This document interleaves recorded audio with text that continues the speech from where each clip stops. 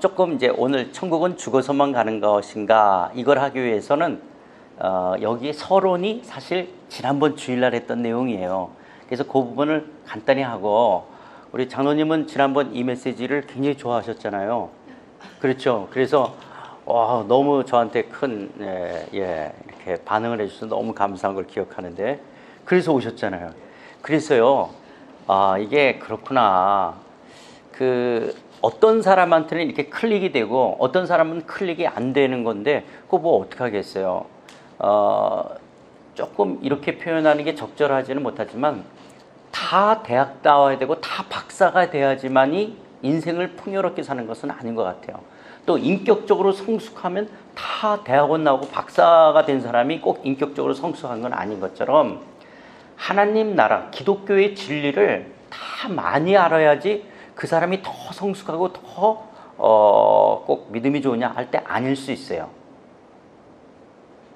그냥 조금 알고도 믿음이 좋을 수도 있고 성숙한 사람도 있을 수 있어요.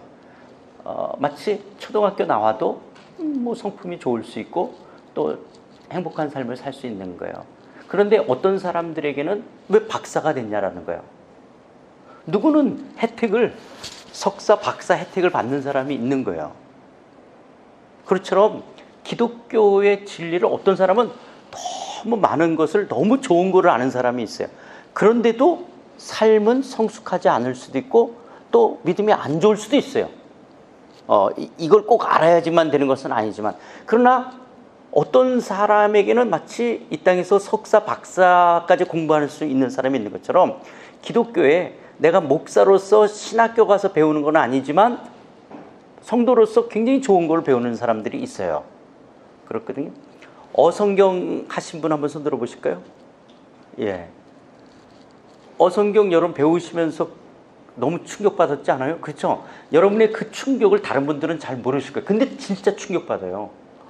와, 성경이 이런 거였구나를 알게 되어지니까 여러분의 그 성경에 대한 것들이 얼마나 지평이 넓어져 가요. 그리고 이 성경이 확 들어오게 되잖아요. 그렇죠? 근데 하나님 나라에 대한 내용도 마찬가지예요. 그래서 오늘 우리가 할 때 여러분이 듣다 보면 나는 기독교 교회를 어릴 때부터 다녔는데 내가 못 듣는 말인 것 같고, 그리고 그러면 내가 그동안 배운 거 뭐지? 이런 갈등도 있을 거예요. 있을 거고요. 그래서 들을 사람은 듣는 거고, 뭐 안 들은다고 해서 지옥 가는 건 아니고 또 미성숙한 건 아니니까. 그러나 들을 수 있는 축복이 있다는 것도 굉장한 거죠. 이제 들어보시면 아마 무슨 말인지 알게 되는데요. 이건 복습입니다. 신이 있느냐 없느냐, 신의 존재 여부는 증명의 문제가 아니고 전제나 선택의 문제다. 이런 얘기를 들으면서 우리가 전도하다 보면 하나님이 정말 살아계시다는 것을 논리적으로, 과학적으로 설명하고 증명할 수 있다면 하나님을 믿겠다고 말하는 사람이 있어요. 그러나 신이 있느냐 없느냐, 신의 존재 여부는 증명의 문제가 아니라 각자가 갖고 있는 세계관이나 신념에 따른 전제나 선택의 문제라는 거예요. 왜 그러냐? 학교에서 빅뱅 이론을 배우죠. 빅뱅 이론을 배우면, 빅뱅 이론은 138억 년 전에, 우리 중고등학생 몇 년 전에? 138억 년 전에 어떤 원초적인 물질이 있었다. 긴 시간에 걸쳐서 우연의 방식으로 뻥. 그래서 오늘날 같은 우주와 인간이 형성되어졌다라는 진화론자들, 과학자들, 이 무신론자들의 기본 철학이에요. 이 우주와 인간을 설명하는 과학적 가설이거든요. 자, 그렇다면 빅뱅 이론대로 한다면 하나님은 창조주라고 기독교는 말해요. 그럼 하나님은 몇 년 전서부터 계셔야 되죠? 빅뱅 이론대로 한다면 138억 년 이전서부터 있어야 되는 거예요. 그러면 138억 년서부터 계시는 그분을 인간이 오래 살았자 100년, 120년밖에 못 살아요. 100년 정도밖에 못 사는 인간의 인식의 논리 안에다가 하나님을 집어넣어서 인간의 논리로 증명해 낼 수 있냐라는 거예요. 만약에 증명이 된다면 그 신은 인간보다 클까요, 작을까요? 작은 존재가 되는 거예요. 엄마, 딸 맞죠? 예. 딸하고 대화하는 게 너무 어려우세요? 얘가 무슨 생각을 하는 건지 너무 막 심오하고, 너무, 만약에 딸하고 대화하는 게 너무 어려우면 엄마가 작은 사람이에요. 그런데 엄마는 딸 보면 얘가 거짓말하는 것까지 속이 많이 들여다보죠. 왜냐? 엄마가 더 큰 거예요. 그런 것처럼 하나님이 내 머리에 쏙쏙 다 이해가 돼. 그럼 하나님은 나보다 큰 분이에요, 작은 분이에요? 작은 분이에요. 나보다 작은. 지금 우리는 왜 갈등을 하냐? 내 인식으로 이해가 안 돼. 왜냐? 나보다 더 큰 분. 근데 그분이 나보다 더 크다라는 거는 생각 안 하고 내가 이해가 안 된다는 거야. 내 논리로, 내가 알고 있는 과학적으로 이 어떤 증명해 보라는 거예요. 그럼 증명한다면 그분은 나보다 더 작은 분이에요. 작은 분을 우리가 믿을 필요는 없죠. 그걸 신이라고. 그러니까 먼저 인간의 인식에 한계가 있구나. 내 인식 안에 하나님을 담으려고 했던 자체가 어쩌면 인간의 교만일 수도 있구나. 그러니까 하나님은 내 인식보다 크신 분이구나. 이거를 먼저 인정을 해야지 된다라고 하는 거예요. 그러니까 여러분, 이 과학으로 신의 존재 여부를 증명해낼 수가 없다라는 거예요. 그런데 과학 만능주의에 빠진 사람이 있어요. 과학 만능주의라는 것은 과학이 모든 것을 할 수 있다. 과학에 대한 왜곡된 생각. 이 과학을 지나치게 왜곡되게 생각하는 사람은 과학으로 설명되고 증명된 것만을 팩트로 받아들이려고 하는 사람들이 있어요. 물론 과학은 세상을 이해하는 아주 중요한 양식이에요. 그러나 과학이 인간과 우주에 대한 모든 것을 다 설명해 주지는 못한다는 거예요. 왜냐? 과학은 눈에 보이는 것을 설명한다면 종교는 눈에 보이지 않는 것을 설명하기 때문에 그런 거예요. 그래서 아인슈타인도 이런 말이에요. 기억나세요? 지금 이거 지난번에 했던 거? 예, 기억 안 나도. 예. 아인슈타인도 뭐냐? 아인슈타인은 크리스천은 아니지만 이렇게 말하는 거예요. 같이 읽어볼까요? 자, 시작. 과학과 종교는 대립하는 것이 아니다. 과학이 없는 종교는 소경 같고 종교가 없는 과학은 절름발이라는 거예요. 그러니까 과학과 종교는 양립, 대립되는 것이 아니라 보완적 관계다. 이 사람은 크리스천이 아닌데도 이렇게 이야기하는 거예요. 그렇기 때문에 여러분, 정말 실력 있는 과학자들은 종교를 함부로 말하지 않아요. 양자역학의 선구자였던 이 베르너 하이젠베르크는 뭐라고 말하냐? 자연과학이라는 잔을 한 모금 마시면 당신은 무신론자가 될 것이지만 그 잔 밑바닥에서 하나님은 당신을 기다리고 계시다. 얼마나 멋있는 말이에요. 진짜 과학을 아는 실력 있는 사람들은요, 절대로 하나님에 대해서, 종교에 대해서 함부로 말하지 않아요. 도리어 그 과학 속에서 하나님을 만나는 그런 과학자들이 있죠. 그래서 각자의 어떤 신념이나 세계관에 따라서 나는 신이 없다라고 생각해. 그 사람들을 우리는 무신론자라 그래요. 아니야, 신은 있는 것 같아. 그 사람을 유신론자라 그래요. 그래서 기독교인도 예수 믿으세요, 교회 나오세요 그럴 때 어떤 사람은 예수 믿을게요, 교회 갈게요. 어떤 사람은 안 믿어요, 교회 안 가요. 이렇게 누가 결정해? 내가 결정하는 거예요. 장로님 처음 전도를 누군가한테 받으셨죠? 모태신앙이에요. 권사님도 모태신앙인가요? 그러면 권사님이 교회 가겠다, 예수 믿겠다, 어쨌든 언젠가 결정을 했잖아요. 그거 누가 했냐? 권사님이 한 거예요. 그런데 교회를 다니다 보니까, 나중에 교회 다니다 보니까 그때 내가 믿겠다라고 했던 그 믿음도 하나님이 주신 은혜의 선물이었다는 걸 나중에 알게 된 거죠. 처음에는 누가 선택했어요? 내가 선택하는 거예요. 내가 선택하는 거예요. 그러니까 모든 종교의 선택은 내가 선택하는 거예요. 내가. 나의 신념이나 세계관에 따라 내가 하는 거예요. 기독교도 내가 한 건데 나중에 알고 보면 그 믿음도 하나님이 주신 은혜의 선물이었다는 걸 나중에 알게 되어지는 거예요. 왜냐? 기독교는 영적인 것은 성령이 아니고서는 분별할 수가 없기 때문에 그런 거예요. 자, 그렇다면 유신론을 선택한 사람들, 유신론을 선택했을 때 유신론, 신을 두 부류로 나눌 수가 있어요. 신을 몇 부류로 나눈다고? 두 부류. 너 몇 학년이야?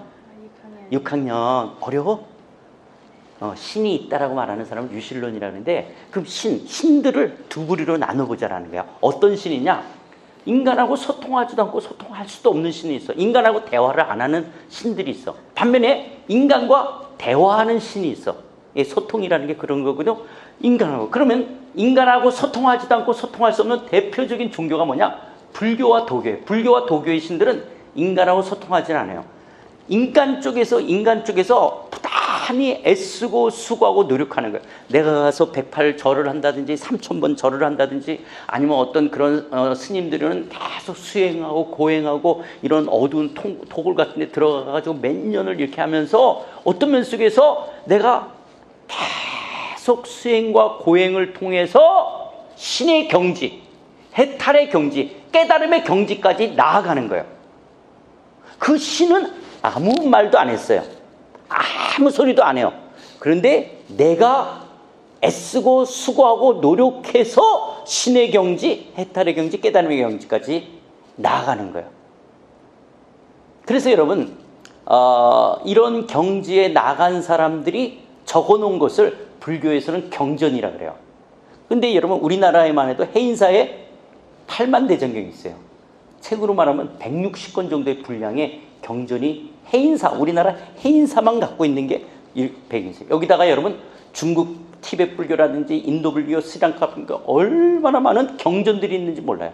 왜 이렇게 경전들이 많냐? 왜 이렇게 많은 경전들이 있냐? 그 이유는 각자마다 깨달은 내용이 다 달라요. 왜 각자마다 깨달은 내용이 다르냐?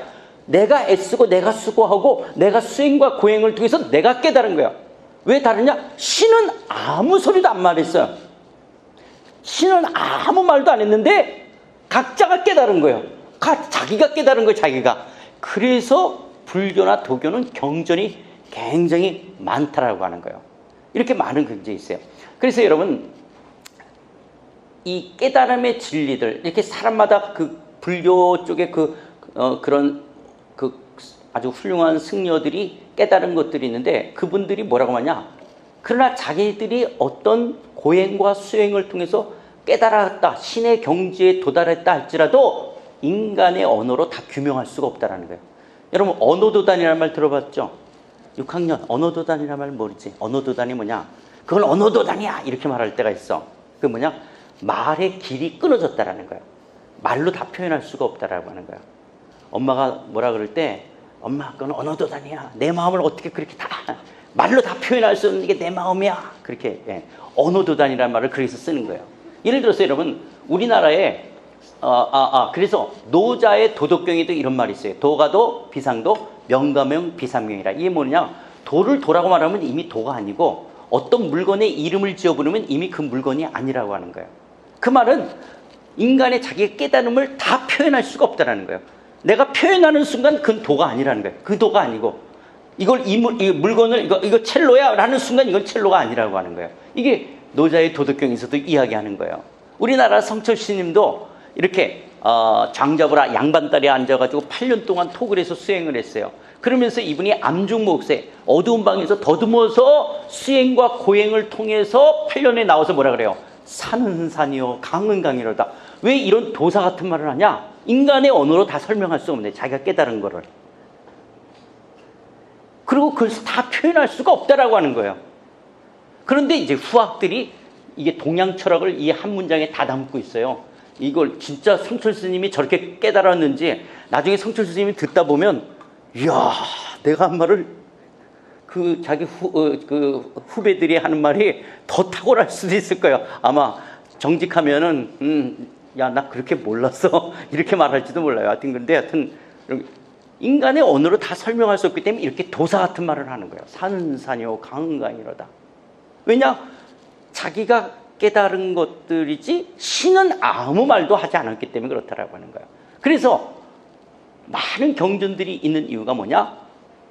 그들이 생각하는 신은 인간과 뭐 하지 않아요? 소통을 하지 않는 거예요. 대화를 하지 않는 거예요. 그 신은 아무 소리도 안 하는 거예요. 자, 반면에 어떤 신이 있느냐? 인간과 소통하는 신이 있어요. 그건 유일하게 하나님은 인간과 소통해요. 하나님은. 여러분 기독교의 아주 중요한 원리 중에 하나는 뭐냐? 다른 종교가 가정되는 것은 다른 종교는 다 인간이 찾아가는 거예요. 신을 향해서. 그래서 정성을 다해. 지성이면 감천이 기독교는 정성을 다하지 않아요. 그분이 우리를 찾아오는 거예요. 내가 정성을 다하지 않는데 그분이 나를 찾아요. 그래서 우리는 왜요? 왜 날 사랑해요? 왜요? 웬 은혜예요? 이게 기독교. 왜냐? 그분이 우리에게 오는 거예요. 그분이. 이게 다른 종교와 기독교의 다른 가장 큰 것 중에 하나가 이거예요. 그분이 우리를 찾아왔을 때는. 그러면 왜 우리가 노력하고 애쓰지 않는데 그분이 찾아오냐? 그것은요. 인간이 갖고 있는 영적인 한계, 인식의 한계, 도덕적인 한계로서는 감히 거룩하신 하나님 앞에 나아갈 수가 없다는 거예요. 모든 사람이 죄를 범하였으며 하나님의 영광에 이를 수가 없어요. 내가 아무리 고행하고 수행하고 정성을 다한다 할지라도 하나님을 만족시킬 수가 없어. 그런데 그 하나님이 일방적으로 나를 찾아온 거예요. 이게 너무 놀랍죠. 여러분 우리가 어떻게 기독교인이 됐어요? 여러분 그게 어느 때 너무 놀랍지 않으세요? 내가 어떻게 기독교인이 됐을까? 내가 어떻게 예수님이 나의 죄로 해서 죽으시고 부활했다는 걸 이걸 믿고 목숨을 걸고 확신할 수 있게끔 되어진가? 너무 놀랍지 않으세요? 의심도 하고 우리가 죄도 짓지만은 내가 이렇게 하나님을 믿을 수 있다. 그분이 우리 안에 들어오신 거잖아요. 이게 놀라운 것이죠. 우리는 하나님 앞에 아무리 노력해도 나갈 수가 없는 영적인 한계, 인식의 한계, 도덕적인 한계를 갖고 있는 거예요.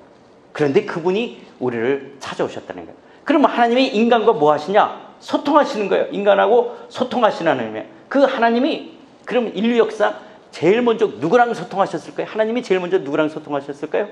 하나님이 아담하고 소통하셨다. 아브라함하고 소통했다. 이런 걸 누가 누구를 통해서 우리에게 알려줬어요?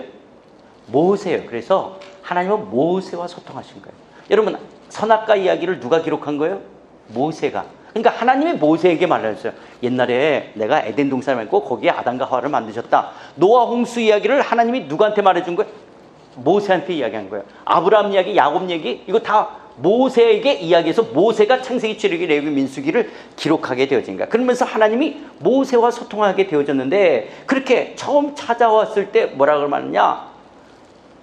자꾸 자기를 애굽에 가서 이스라엘 백성들을 구출해내라 그러니까 도대체 당신이 누구십니까?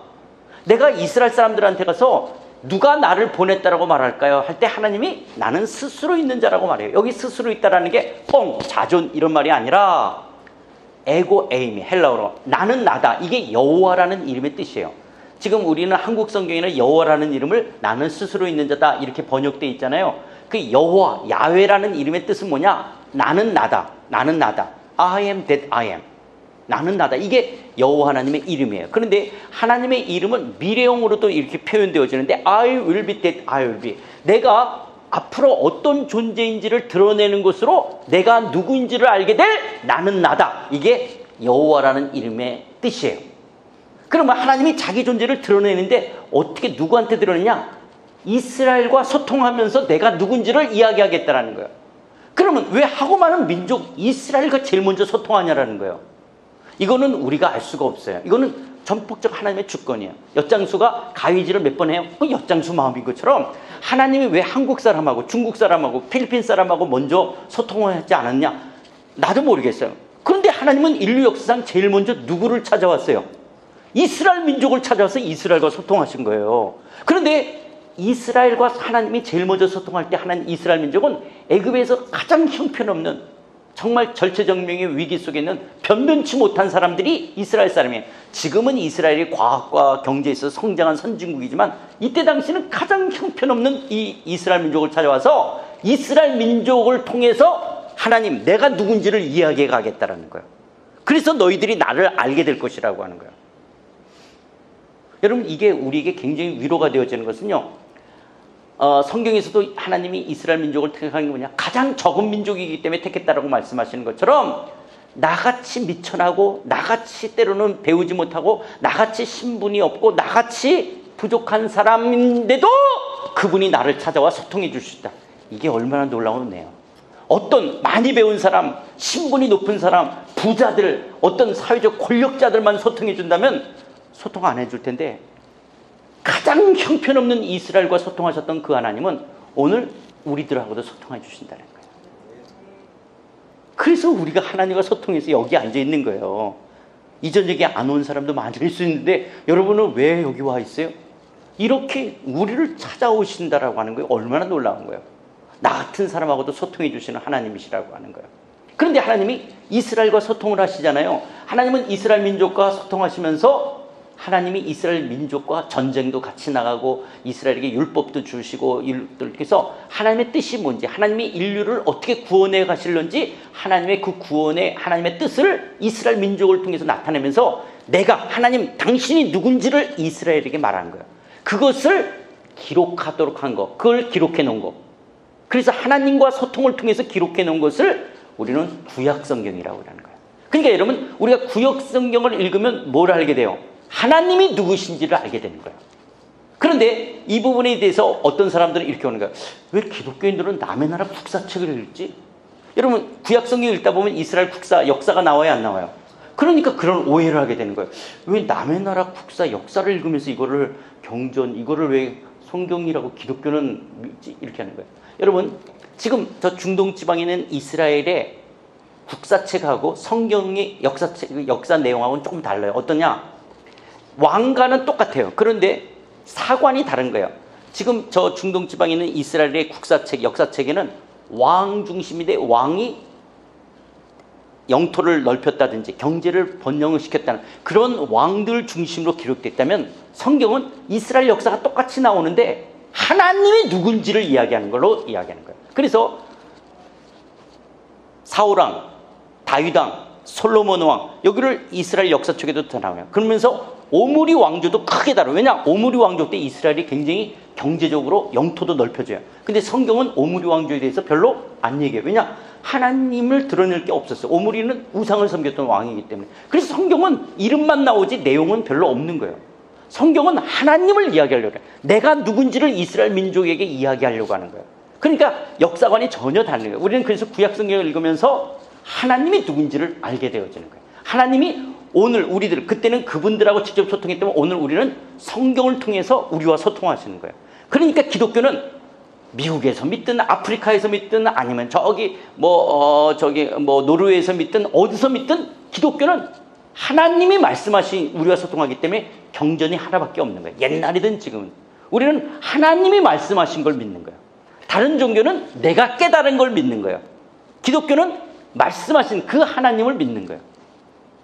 그래서 하나님이 나는 누구다, 나는 이런 자다 이야기를 하는 거예요. 그러면서 하나님께서는 이스라엘 민족을 이상적인 국가가 되기를 원했어요. 그래서 가나안 땅에서 열방 가운데 제사장 나라로서 이스라엘이 이상적인 국가가 되는 것을 통해서 열방에 있는 사람들이 하나님을 알게 하기를 원했는데, 글쎄 이스라엘 백성들이 가나안 땅에 가서 하나님의 그런 율법을 지키고 이상적인 질서 있는 국가가 되지 않고 도리어 가나안의 문화와 종교와 섞이고 혼합되고 그래서 동화되어져서 하나님의 백성의 정체성까지 잃어버리게 되어지는 거예요. 여러분, 왜 이스라엘 민족이 가나안 땅 가서 우상을 섬기게 되냐? 가나안 땅은 젖과 꿀이 흐르는 땅이에요. 젖과 꿀이 흐르는 땅. 젖은 뭐냐? 유목생활이고 꿀은 농경생활을 이야기하는 거예요. 그러면 이스라엘 사람들이 가나안 땅에 도착하자마자 뭐가 안 내리기 시작했죠? 만나가. 그러니까 지금 이스라엘은 그전까지는 그냥 아침에 나가면 만나라는 게 하늘에 내렸기 때문에 그게 자연현상인 줄 알았어요. 40년 동안 만나가 내렸으니까. 그건 가져다가 그냥 먹으면 되니까 굶는 사람이 하나도 없었어요. 근데 가나안 땅에 딱 도착한 섬부터 만나가 안 내렸어요. 그러면 오늘서부터는 뭘로 먹고 살아야 돼요? 가나안 땅의 농산물을 먹어야 되는 거예요. 가나안 땅의 농산물. 그러면 가나안 땅의 농산물을 먹으려고 그러면 앞으로 어떻게 했냐면 계속적으로 만나가 안 내리니까 농산물이 많아야 되잖아요. 그러니까 뭐가 있어야지 내 인생의 내 미래의 보장이 되냐? 풍년이 들어야 되는 거예요.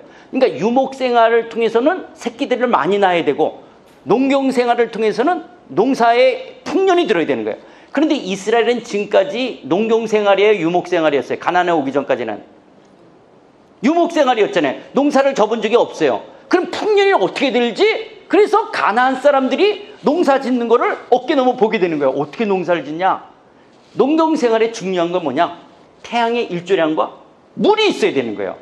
태양과 물을 주관하는 신이 바알신이에요. 그리고 유목생활에 새끼를 많이 낳는다든지 농경생활에 새끼들과 또 노동력이 있어야 되잖아요. 자식을 많이 낳게 하는 다산의 여신이 아세라신이에요. 그래서 가나안 종교는 바알신과 아세라신을 섬기면서 제사를 드리고 거기다가 뭐를 해야 되냐? 여러분, 암컷 양하고 수컷 양이 결합하면 뭐가 생기죠? 6학년 암컷 양하고 새끼 양이 결혼했어. 자, 뭐가 생길까? 그래, 애기 양이나 생기잖아. 새끼가 태어난다. 이게 돈이에요. 이게 비즈니스예요. 그러니까 바알 종교와 아세라 신을 섬기는 것 속에는 꼭 성행위라는 거예요. 성행위라는 종교의식을 해요. 그게 단순히 성적인 쾌감을 가지려는 그것도 있지만 더 문제는 뭐냐? 암컷과 수컷이 결합하면 비즈니스가 생기는 거예요. 돈이 생기는 거예요. 그래서 다산에 이 바알신인 남성신과 아세라신의 여신을 하면서 거기서 성행위를 하면 그의 풍년을 가져다 준다. 이게 바알 종교예요. 그러니까 이스라엘은 하나님을 섬겨야 될 이상적인 국가의 백성들인데 이들이 만나가 안 내리자 이제 눈에 안 보이는 하나님보다 그들은 가나안 종교의 바알과 아세라 신을 섬겨서 풍년과 다산을 가져가겠다는 거예요.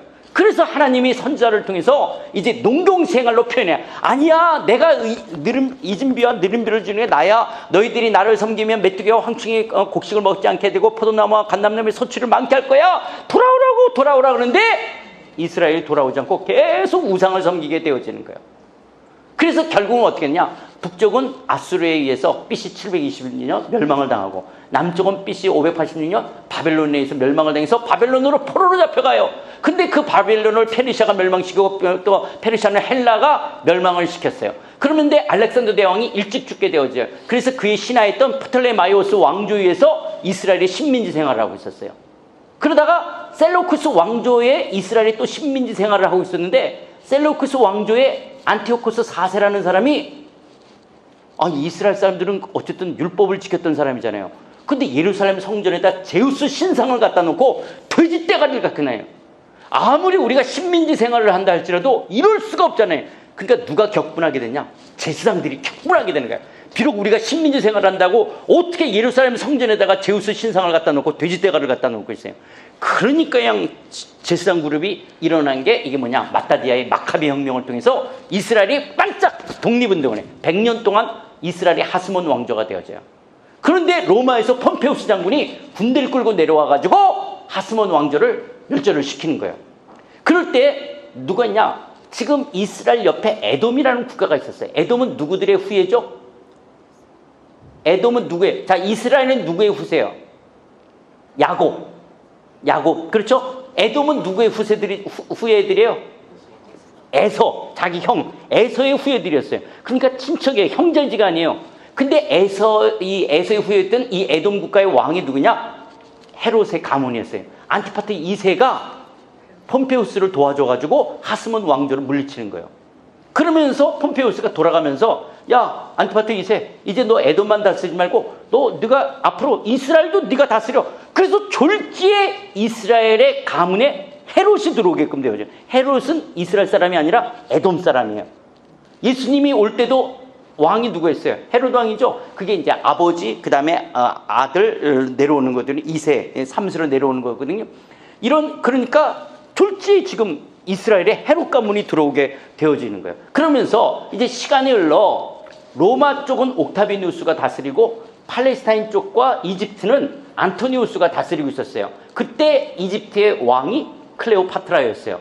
그러면서 이제 삼각관계도 있게 되어지고 이러면서 누가 천하를 제패해 갈 것인가 할 때 안토니우스하고 옥타비누스가 악티움 해전에서 싸움이 붙었어요. 누가 이겨요? 옥타비누스가 이기고 안토니우스 군대가 지고 안토니우스가 자결해서 죽게 되어져요. 그러니까 누가 제일 당황하게 되어졌어요? 헤롯이 제일 줄을 잘못 섰잖아요. 자기는 지금 누구냐면 지금 폼페우스 장군과 그 다음에 안토니우스 쪽으로 줄을 서고 있었어요. 그래서 옥타비누스가요, 지중해 로도스 섬이라는 거 휘황차 올 때 헤롯이 거기까지 찾아가요. 가서 자기 왕봇을 벗고 왕관을 벗고 이 옥타비누스한테 무릎을 꿇어요. 그러면서 내가 옥타비누스 당신을 대적한 것이 아니라 내가 섬겼던 분이 안토니우스를 향해서 내가 충의를 지켰던 것이다. 그러면서 나를 굽어 살펴달라 그럴 때 옥타비누스가 그래, 네가 나를 대적한 것은 아니었지. 그래서 계속적으로 너 에돔하고 이스라엘 왕 노릇하라고 허락을 해줘요. 그래서 헤롯이 의기양양하게 되는 거예요. 이제 로마의 왕이 옥타비누스가 자기를 인정하게끔 되어져요.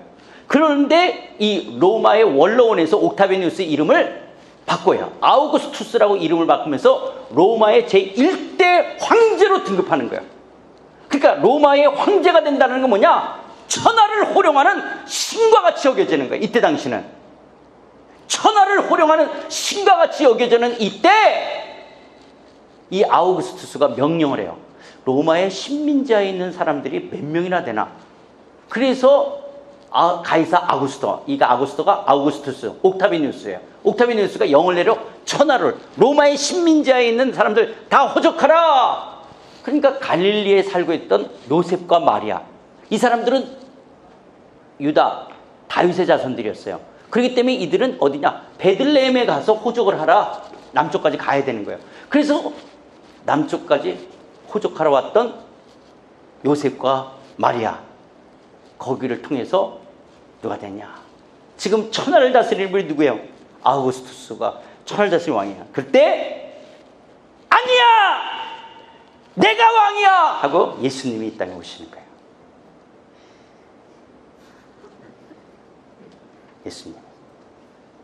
눈에 보이는 세상은 지금 누가 왕이에요? 아우구스투스. 그런데 하나님이신 예수님이 직접 인간의 몸을 입고 우리와 소통하러 오시는 거예요. 내가 왕이야! 내가 왕이야! 그래서 예수님이 이 땅으로 왕으로 오셔요. 그 왕으로 오시는 예수님에 대해서 성경은 어떻게 예언하고 있냐? 그 왕으로 오시는 예수님에 대해서 천사가 마리아에게 이야기하는 거예요. 주 하나님께 그 조상 다윗의 왕위를 그에게 주리니 영원히 야곱의 집을 왕으로 다스릴 것이며 그 나라가 무궁하라. 이 마리아를 통해 태어날 그 예수가 다윗의 왕위를 이어 영원히 야곱의 집을 왕으로 다스릴 그 나라, 왕이신 예수 그리스도가 통치하는 하나님의 나라, 그 나라는 무궁할 것이라는 것을 예언하는 거, 예레미야 선지자를 통해서, 이사야 선지자를 통해서 왕이 오실 것이다. 그리고 만군의 여호와 열심히 이를 이루어 가리라 말씀하신 것처럼 왕이신 예수님이 이 땅에 오셔서 하나님이 누구신지, 하나님의 나라가 무엇인지, 하나님 나라의 백성은 어떤 삶을 살아야 될지 그 하나님의 나라를 이루어가게끔 되어질 거예요. 여기까지 한 게 지난번 주일날 설교였어요. 자, 그러면 이제 그걸 이어서 이제 그 다음 거 넘겨주실까요? 그 천국은 죽어서만 가는 것인가? 거기 보시면, 자, 천국은 죽어서만 가는 것인가 볼까요? 틀으세요. 첫 번째 화면 한번 나와보세요. 예, 아우구스트가 나올 거예요, 처음에. 예, 그래서 지금 누구냐? 아우구스투스가 지금 예수님이 올 때, 올 때 지금 이 로마를 다스리는 것이 아우구스투스였어요. 여러분, 이때 당시 황제가 된다라고 하는 것은 정말 그때 당시 로마의 황제가 된다는 건 지금 트럼프 이상이에요. 트럼프다. 그러니까 정말 신처럼 여겨지는 거예요. 이스라엘 사람들은 식민자였기 때문에 로마 군인도 제대로 눈을 맞출 수 없는, 거기에 귀족들과는 별개의 세계의 사람, 나는 정말 무슨 벌레 같은 짐승처럼 여겨지는 이렇게 아우구스투가 천하를 다스리고 있을 때 예수님이 이 땅에 오셔서 예수님이 이렇게 말씀하시는 거예요. 갈릴리에 오셔서 예루살렘에서 예루살렘 성전을 청결케 하시고 이제 갈릴리에 오셔서 예수님이 했던 메시지가 뭐냐? 때가 찼고 하나님의 나라가 가까이 왔으니 회개하고 복음을 믿으라. 이것이 예수님이 첫 번째 외쳤던 메시지예요. 여러분, 마태, 마가, 누가, 요한복음, 사복음 중에 제일 먼저 어떤 성경이 제일 먼저 쓰여졌죠? 마가복음이 제일 먼저 기록되어졌거든요. 그 마가를 통해서 지금 뭐냐? 마가가 굉장히 의도적인 단어를 쓰고 있는 것이 있어요. 복음, 유앙겔리온이라는 단어를 쓰고 있어요. 이 유앙겔리온이라는 말이 무엇이냐? 복음이라는 말은, 여러분, 새로운 왕이 등장했습니다. 새로운 황제가 등장했습니다. 빵빠람 빠빠빠빠 하면서 새로운 왕, 새로운 황제가 등장했다는 것은 이제 새 시대가 열렸어요. 그럴 때 마가는 아니야! 예수가 왕이 다스리는 나라, 예수가 왕이 돼서 다니는 그 나라가 도래되었어. 유앙겔리온, 예수가 왕이 돼서 다니는 나라, 그 나라. 그러게 회개는 뭐냐? 예수를 왕으로 알지 못했던 것 속에서 돌이켜 예수가 왕이 돼서 다스리는 나라, 그 나라가 도래해서, 그래서 복음을 믿으라. 예수가 왕이 되신 그 나라, 그 복음, 예수를 믿으라고 이야기하는 게 이 말인 거야. 그러니까 이게 지금 아우구스투스와 이 마가가 기록할 때 이게 지금 그때 당시 상황이 보여지죠. 그러니까 지금은 여러분, 자, 우리는 2025년을 살고 있어요. 지금은 우리에게 아우구스투스 같은 존재가 누굴까요? 트럼프가 될 수 있고, 러시아의 푸틴이 될 수 있고, 또 일본의 이시바, 한국의 윤석열 대통령, 또 뭐 하여튼 막 이러는 사람이 볼 수 있는데, 사실 그 뒤에 더 강력한 아우구스투스가 있어요. 뭐냐? 돈이에요, 돈. 이 세상에 가장 강력한 힘 있는 존재가 뭐냐? 만몬이에요, 만몬. 만몬이 다스리는 나라. 그래서 모든 사람이 돈에 다 매여 있는 거예요. 다 돈. 근데 우리는 돈의 제국에 있는 사람이 아니라 하나님의 나라에 믿는 사람들이에요. 여러분, 이 하나만 알아도 굉장히 달라져요. 그래, 나는 하나님 나라 백성이지 돈의 백성이 아닌데. 그런데도 우리는 돈. 예수 믿어도 그래서 하나님 나라의 백성인데도 하나님을 돈의 제국으로 들어오라는 거예요. 하나님, 돈의 제국으로, 돈. 그래서 우리는 하나님 믿어서 내가 부자가 되고, 하나님 믿어서 내가 잘 되고, 그래서 하나님을 끊임없이 이용해야 되잖아요. 하나님도 이 만몬의 제국으로 들어오라는 거예요. 그래서 하나님 영광 받으시라고. 내가 부자가 되고, 내가 좋은 대학 들어가고, 내가 잘 되는 것으로 하나님 영광 받으시라고. 여러분, 태양 앞에서 촛불 들면 태양이 더 밝아질까? 6학년. 태양 앞에서 횃불을 막 들었어. 태양이 더 밝아질까? 똑같을까? 똑같아. 태양 앞에서 네가 하버드 들어가고 네가 예일대 들어가면 하나님이 더 영광 받을까? 아니야. 전혀 아니야. 그냥 너 공부 잘하니 네가 열심히 하면 되는 것이지 그것으로 더 영광. 너 대학 못 가도 하나님은 영광을 받는 거야. 그런데 만몬의 가치 있으면 엄마가 이렇게, 야, 이왕이면 네가 하버드 가면 하나님이 얼마나 기뻐하시는데. 왜 그런지 알아? 네가 하버드를 들어가면 회사는 돈을 벌어내야 되잖아, 이윤을. 그러니까 회사는 특별한 정보를, 더 좋은 기술을 갖고 있는 사람을 써서 회사가 이윤을 창출시켜야 돼. 그런데 그런 고급 정보와 그런 기술은 그런 인류대학의 어떤 선생들이 갖고 있어. 그걸 배운 사람을 데려야 하는 거야. 그러면 네가 그 회사를 다니면 월급을 많이 받을 거 아니야. 그러면 다른 사람이 굶더라도 너는 안 굶을 수 있고요. 엄마가 딸을 사랑하니까 너 안 굶게, 너 배 안 고팠으면 좋은 거야. 이왕이면 비행기도 비즈니스 퍼스트 클래스 타고 다니기를 원하는 거야. 그러니까 너를 어디를 보내야 돼? 하버드를 가라는 거야. 그런데 그거를 기독교는 축복이라고 말하는 거야. 아니야, 하버드 아닌 거야. 그냥 안 다녀도 돼. 근데 기독교가 자꾸 만몬의 가치에 들어가면 자꾸 하나님을 그렇게 끄집어 드리는 건데, 하나님은 고등학교도 안 다니는 사람도 사랑하셔. 하나님은 돈을 들여서도 하나님의 일을 할 수도 있는 거야. 우리는, 근데 6학년 네가 왜 공부하냐? 너는 하나님 앞에서 내가 열심히 살아야 되기 때문에 공부하는 거야. 그래서 하버드도 들어갈 수 있고 서울대도 들어갈 수 있는 거야. 안 들어가도 돼. 그런데 공부를 열심히 하는 거야. 왜? 하나님 앞에서 우리는 열심히 살아야 되기 때문에. 지금 뭐라 그랬어요?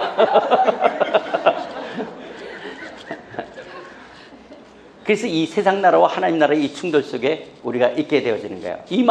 이 똑같은 말을 마태복음에서는 천국이 가까이 왔다라고 기록하고 있어요. 똑같은 말을. 여러분, 기독교에서 천국이라는 단어는 중요할까 안 중요할까요? 기독교에서 뺄래야 뺄 수 없는 단어가 천국이라는 단어예요.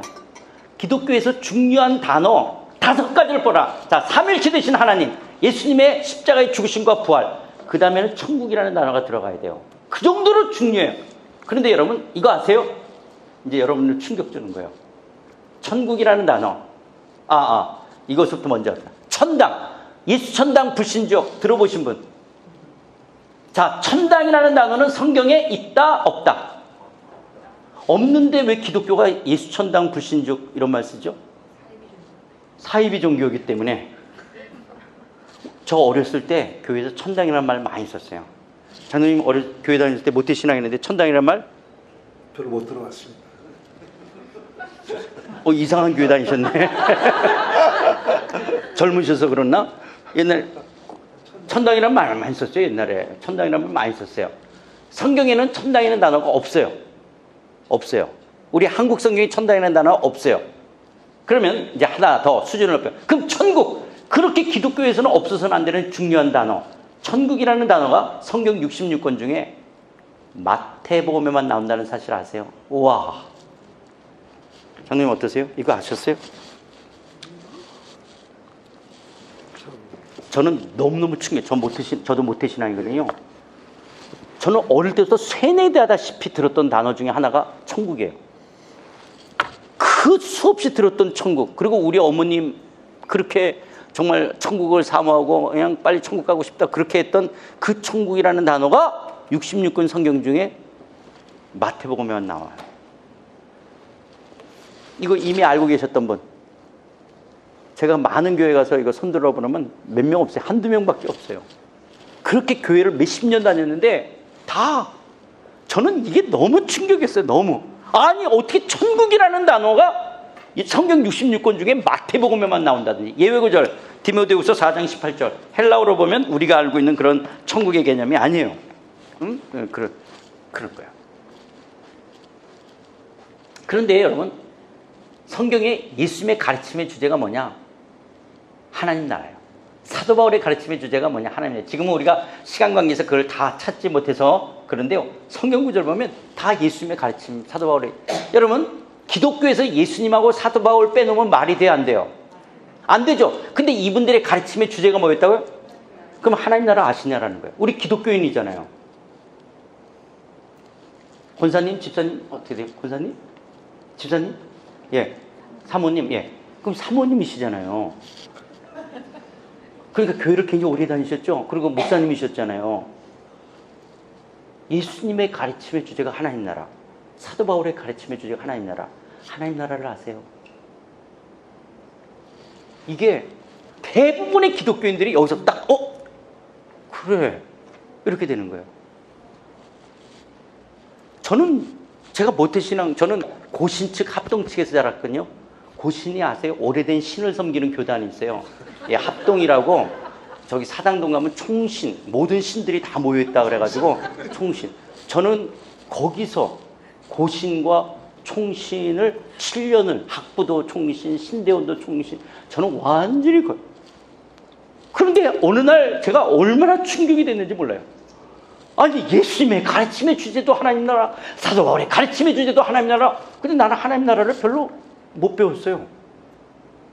아니 기독교에서 빼놓으면 안 되는 거잖아요. 예수님하고 사도 바울. 거기다가 또 여러분 사도행전의 시작과 끝도 하나님 나라는 사실 아세요? 시작 1절, 2절, 3절에 예수님이 이제 승천하시려고 그래요. 승천하기 전 이 땅에 부활하신 다음에 며칠 동안이냐? 40일을 이 땅에 있어. 근데 예수님은 처음 오셔서도 갈릴리에서 선포한 게 뭐였어요? 때가 찼고 하나님 나라 그랬죠? 이제 승천하시려고 그러는데도 40일 동안 뭘 전했다고요? 하나님 나라의 일을 말씀하신 거예요. 그러니까 예수님의 첫 번째 메시지 하나님 나라, 이제 떠나 천국으로 승교하시려고 하는, 지금 승천하시는데도 하나님 나라 일을 이야기해요. 사도행전의 맨 마지막 사도 바울이 자기 셋집에 있으면서 2년 동안 새를 살면서 자기가 오는 사람들이 뭘 가르쳐요? 하나님 나라를 가르치는 거예요. 여러분 성경의 주제도 뭔지 아세요? 성경의 주제. 성경 다 읽으면 성경이 뭐예요? 자, 성경 다 읽거나 그걸 통해서 성경을 다 읽으면 마지막 주제가 뭐죠? 하나님은 왕이시다. 그거 나오는 거잖아요. 성경 그렇죠? 창세부터 요한계시록까지 다 읽고 나면 딱 결론이 뭐냐? 하나님은 왕이시다. 성경은요, 하나님은 왕이시다 이걸 이야기하는 거예요. 이거를 카비넌트라는 언약으로 이야기하면 한 문장으로 해요. 신구약 성경을 그냥 한 문장으로 요약해라. 신구약 성경을 한 문장으로. 나는 너희 하나님 되고 너희는 나의 백성이 되리라. 이게 성경의 주제예요. 이걸 언약이라는 관점에서 신구약 성경을 6학년 한 문장으로 정리하면 뭐라고? 나는 너희의 하나님이 되고 너희는 나의 백성이 되리라. 이게 이거를 아가야 신약에서는 뭐냐? 나는 너희의 아버지가 되고 너희는 나의 아들이 되리라. 아들이라고 하는 것은 생물학적 남자를 말하는 것이 아니라 하나님의 나라를 상속받는다라는 면에서 아들로 표현해. 그러니까 너도 성경에서는 뭘로 표현해? 아들로 표현하는 거야. 왜냐하면 그 나라를 물려받는 후사로 표현하는 거야. 그래서 성경의 주제는 하나님은 왕이시다. 나는 너희 하나님 되고 너희는 나의 백성이 되리라. 나는 너희의 아버지가 되고 너희는 나의 아들이 되리라. 구약에서는 나는 너희 하나님 되고 너희 나의 백성이, 신약에서는 나는 너희 아버지가 되고 너희 나의 아들이 되리라. 이렇게 표현해. 이게 성경의 주제인 거예요. 그래서 하나님은 왕이시다. 근데 그 왕이신 하나님, 그 왕이 통치하신다. 내가 왕이야. 내가 창조주야. 내가 역사의 왕이야. 이게 성경의 주제인 거예요. 그래서 기독교인이 된다는 게 뭐냐? 내가 왕의 통치를 받겠다라고 하는 것이 크리스찬이 된다는 거예요. 근데 나는 처음부터 기독교를 이렇게 하면 그러면 내가 왕인데 하나님의 통치다 그러면 얘가 예수를 믿는다는 거는 무릎을 꿇는 거예요. 내가 왕이시군요. 나는 당신의 백성이에요. 그러니까 왕의 말에 내가 순종하며 살아야 되는군요. 나는 왕의 다스림을 받아야 되는군요. 이게 기독교인이 된다라고 하는 거예요. 그런데 우리는 처음부터 그렇게 배우지 않았기 때문에 어떤 문제가 생기냐? 왕의 다스림을 받기보다는 왕의 축복을 받아서 내가 잘 되는 것으로 신앙생활이 이제 형성이 되어지는 거야. 그래서 심지어는 기독교가 어떻게 했냐? 9월, 10월 달 되면 하나님하고 부처님하고 싸움 시켜. 누가 수능을 잘 보게 할까? 그래서 교회에서도 수능 40일 특별 기도회, 절에 가도 수능 40일 특별 예배. 그래서 누가 수능을 잘 보게 할 것인가? 하나님이냐 부처님이냐? 마치 엘리야가 갈멜산에서 누가 보니 마치 그런 것처럼 하나님이 우리를 수능을 잘 보게 도울 수 있지만 하나님을 그런 데다가 끌어붙이는 것이 아니에요. 그렇다고 해서 수능을 위해서 기도하는 것이 잘못된 것이 아니지만 왜 40이라고 하는 것으로 속에서 하나님을 이렇게 내가 끌어들이는 것이 아니에요. 네가 공부 안 했는데 기도를 열심히 해서 시험 잘 볼까 못 볼까? 잘 못 봐. 그거는 하나님을 거짓되게 할 수 있는 거야. 그렇지 않아. 그렇지 않거든. 내가 그런 기도 진짜 많이 해봤거든. 그렇다고 특별히 잘 본 적, 물론 어느 때 가끔 잘 본 적도 있어요. 그러나 안 그래. 대부분이 한 8대2, 그러니까 8번은 못 보는 것 같아. 내가 공부를 안 했는데도 기도 열심히 한다고 더 잘 보진 않아. 근데 간혹 어느 때는 잘 볼 때가 있어.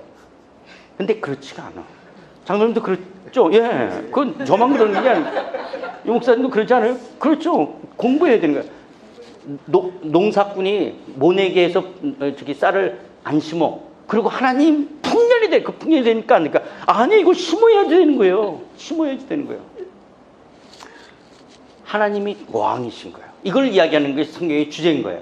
그래서 우리가 기독교와 신앙생활을 천국이 아니라 하나님 나라로 배웠다면 얼마나 좋았을까?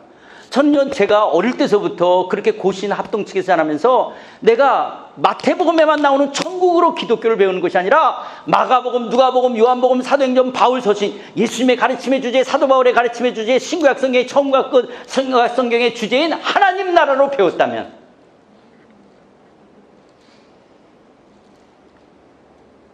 제가 감히 이렇게도 이야기할 수 있어요.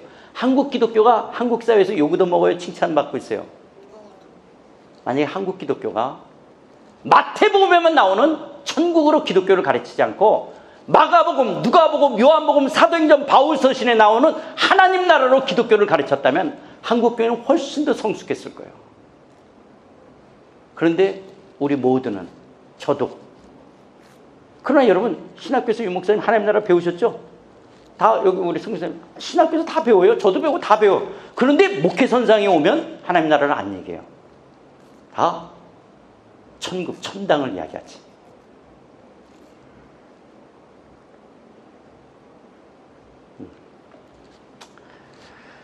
참 이게 안타까운 거예요. 그리고 지금도 이 부분에 대해서 이렇게 안 힘들어하는, 저는 이게 되게 힘들었어요. 왜냐면 내가 하나님 나라로 배우고 천국으로 배웠다는 사실이 저를 굉장히 힘들게 했는데, 기독교는 똑같은 기독교인이고 같은 신학생이었는데도 안 힘들어 하더라고요. 내 친구는. 그럼 천국 하나님 나라지 그렇게 힘든가 싶은데, 근데 저는 너무 힘들었어요. 와, 왜 하나님 나라를 안 배웠을까? 아니, 예수님의 가르침의 주제가 하나님 나라고, 사도 바울이 그러고, 신각성의 주제가 그러고, 사도행전, 그런데 왜 나 하나님 나라로 안 배우고 천국은 안 배우게 됐지? 이게 나는 너무 힘들었어요. 힘드신 분, 하나도 안 힘드신 분, 그냥 안 힘들어도 돼요. 다 우리가 하버드 다닐 필요 없어요. 다 박사가 안 돼도 돼요. 하여튼 근데 어떤 분은 이게 너무 화도 날지도 하죠. 왜 내가 하나님 나라로 못 배웠지? 이런 분도 계시는 거예요. 우리가 하나님 나라를 바르게 알게 될 때요, 하나님의 주권을 인정한다는 게 뭔지를 알게 돼요. 왜냐, 그분이 왕이시기 때문에. 그 킹십, 왕의 왕되심으로 내 인생의 삶을 주관하기 때문에 우연이나 어쩌다 사주 관상 팔자에 나의 인생은 매이지 않나요? 왜냐, 왕 되신 주님이 나를 다스리기 때문에.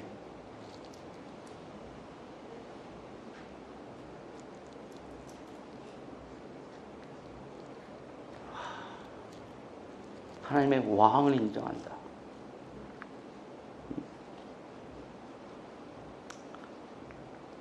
그리고 가장 한국교회나 저 자신에게 부족했던 신앙과 삶의 통합을 이루어요. 저는 신앙은 신앙이고 삶은 삶이었지 이게 통합되지 않았어요. 장로님, 권사님 그렇죠? 예. 권사님, 교회에서의 장로님, 존경할 만한 장로님의 모습이 집에 가서도 그런 모습이잖아요. 교회의 모습과 집의 모습이 똑같잖아요. 그렇죠? 예. 또 장로님의 모습이 직장 가도 똑같잖아요. 교회에서 어디죠? 그래서 조금 전에 물어본 거 어디 장로님? 장로님의 모습이 교회에서 존경스러운 장로님의 모습이 집에 가도 똑같죠? 예. 회사 가서도 그렇고 항상 신앙이 뭐 집이든 일터든 뭐 교회든 똑같은 모습이죠. 그런데요, 우리 아내는 강대상에서 살고 싶어요. 왜냐하면 교회에서의 내 모습이 너무 존경스러워. 집에 오면 내 모습은 이 신앙과 삶이 통합이 안 돼 있는 거예요. 교회에서는 굉장히 믿음 있고 신앙이 좋고 기도하는 거 보면 너무 훌륭한 권사님인데 집에 가면 전혀 그렇지 않은, 직장 가면 더더욱 그렇고, 이걸 아무렇지 않게 살아가는 한국 기독교. 에이, 왜 회사에서는 그러는 거고 그냥 돈 벌어서 11조 하고 돈 벌어서 선교금 내면 되는 것이고 왜 뭐 돈 버는데 자꾸 신앙 얘기해. 그런 건 얘기하는 게 아닌 것 같고 그냥 다 너나 나나 다 그렇게 살아가는 거예요. 그래서 집에 가서도, 그러니까 집에 가서도 때로는 야 하고 아빠 교회 다니니 안 다니니? 교회 안 다니구나. 그래 아빠는 교회 안 다니니. 그럼 엄마가 막 소리치고 너한테 그러지. 교회에서는 막 이렇게 너한테 전혀 교회 모습과 집에서의 엄마가 다른.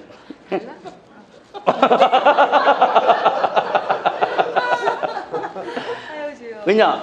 우리가 그런 교육을 안 받은 거예요. 우리는 교회 생활만 잘하면 돼. 이따가 나와요.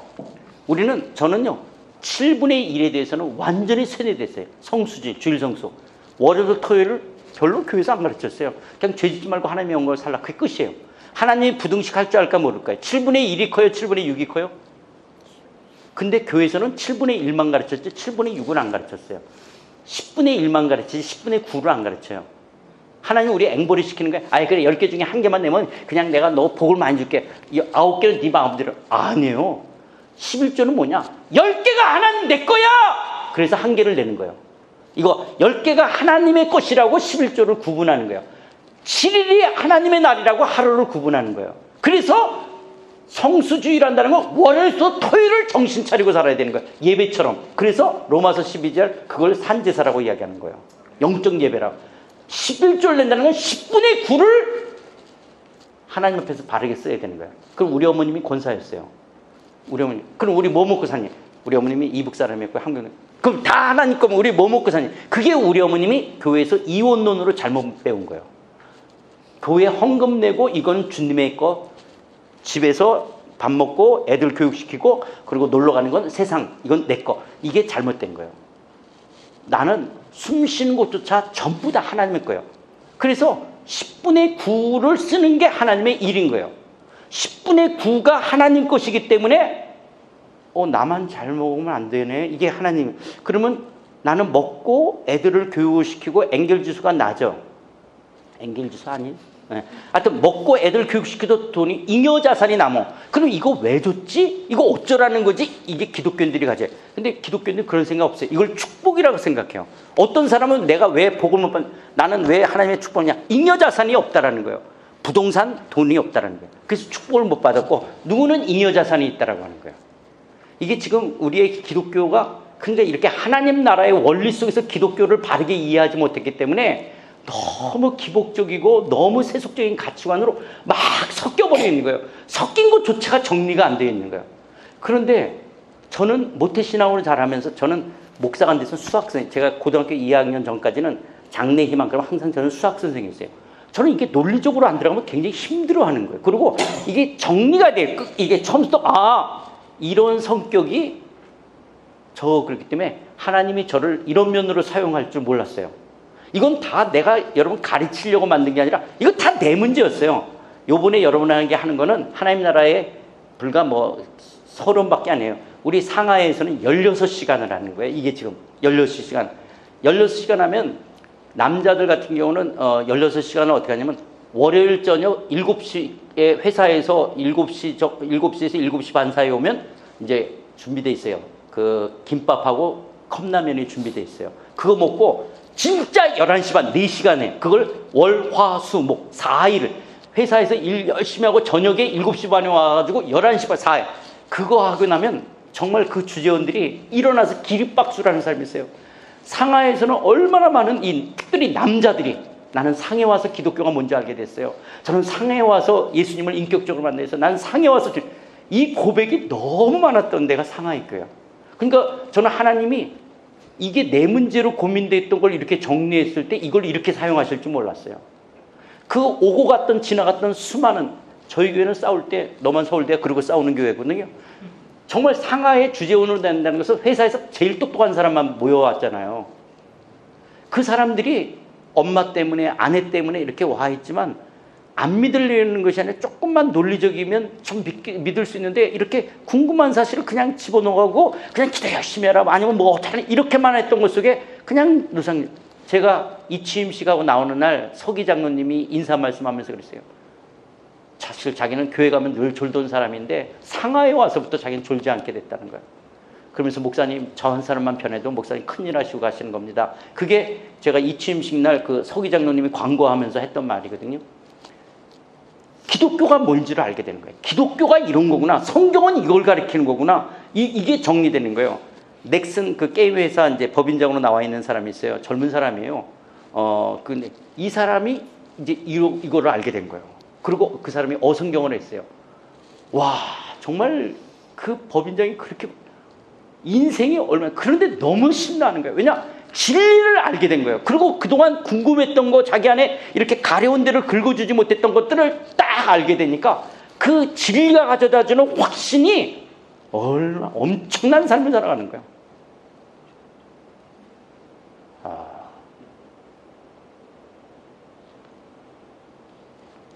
그래서 저희 교회 전문 강사가 몇 명이었냐? 450명이 평신도가. 전문 강사만 450명이 있었으니까 엄청나죠. 그러니까 이 하나님 나라와 그 다음에 이 어성경을 하고 제자 훈련을 받게 되면요, 정말 탁월한 성도들이 됩니다. 분당 우리 교회가 29개 이렇게 교회를 나눠서 했어요. 서초 강남이 어쨌든 29개 중에 제일 한국의 지리적으로 핵심이잖아요. 거기 담임 목사가 우리 상하이 부목사였던 사람이에요. 이분이 그래요. 목사님, 제가 목사님 앞에 있기 때문에 이렇게 말하는 게 아닌데 그쪽 교회 순장하고 상하이 교회 순장은 너무 차이가 난다는 거예요. 상하이 교회 순장은 왜냐하면 이게 진리가 뭔지를 이제 알게 되는 거예요. 아, 하나님 나라가 뭐고 신앙이라는 게 뭔지, 성경은 뭘 얘기하는지, 우리의 삶이 어떻게 살아야 되는지. 그럴 때 온전한 신앙의 성장과 성숙이 이루어지고 교회가 교회다워지고 하나님 중심의 선교가 이루어지는 거예요. 하나님의 나라, 이 개념이 교회 안에 들어오게 되어질 때 목사나 성도들이 어떻게 교회가 운영되어야 되냐. 누가 교회의 주인이에요? 내가! 교회 왕이 그분이잖아요. 하나님이 저를 다루실 때마다 저한테 크게, 기영아, 네가 이 교회 주인이야. 네가 이 교회 사장이야. 하나님이 이 교회의 왕이십니다. 하나님이 이 교회의 왕이십니다. 여러분, 마닐라 임마누엘 교회, 이 교회 주인이 누구세요? 하나님이심을 믿으세요? 예수님이 이 교회의 왕이심을 인정하십니까? 그분의 통치 다스림을 받아야 되는 거예요. 그런데 여러분, 왜 교회는 시끄러우시냐? 왕의 다스림을 안 받으려고 그러는 거예요. 왕의 다스림을 안 받는 거예요. 이걸 구분을 못 해내면 이게 교회는 힘들어지는 거예요. 누가 왕의 다스림에 순종할 수 있어야 돼요. 왕이 뭐라 그러는지를 알아야 되는 거예요. 그런데 지 생각으로 이야기하고 자기 생각으로, 그러면 이게 왕이 통치를 안 받겠다? 그게 이스라엘이 왕의 다스림 안 받고, 그게 왕의 통치 없는 사사시대, 각자 소견이 옳은 대로 살아가는 거예요. 그게 사사시대라고 이야기하는 거예요. 왕의 다스림을 받아야 되는 거예요. 그 상해교회 장로님들은 그러니까 이 교회 주인이 왕이니까 당회는 뭐 해야 돼요? 왕이 뭐라 그러는지를 잘 들으려고 하는 거죠. 왜냐하면 이 교회는 엄목사가 그 담임 목사지만 이 교회 주인이 엄목사가 아니잖아요. 그러니까 장로님들이나 엄목사나 왕이 뭐라 그러시는지. 근데 뭐가 훈련이 안 돼 있으면 부끄럽겠냐? 왕이 뭐라 그러는지를 듣는 법을 몰라. 그러면 굉장히 난처하게 되죠. 아, 내가 종교 생활을 했던 장로구나. 나는 왕이 뭐라 그러는지를 듣는 법을 몰라.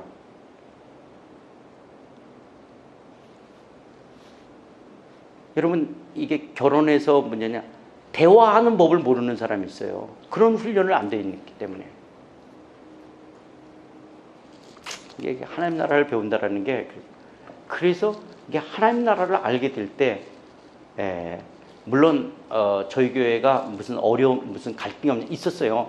왜냐면 저희는 출석이 한 3,200명 되니까. 그리고 뭐 담임 목사 빼놓고 다 똑똑한 사람이에요. 남자고 여자고 애들이고 뭐고 다 똑똑한 사람. 그런데 왕이신 하나님 앞에서 엎드리는 거예요.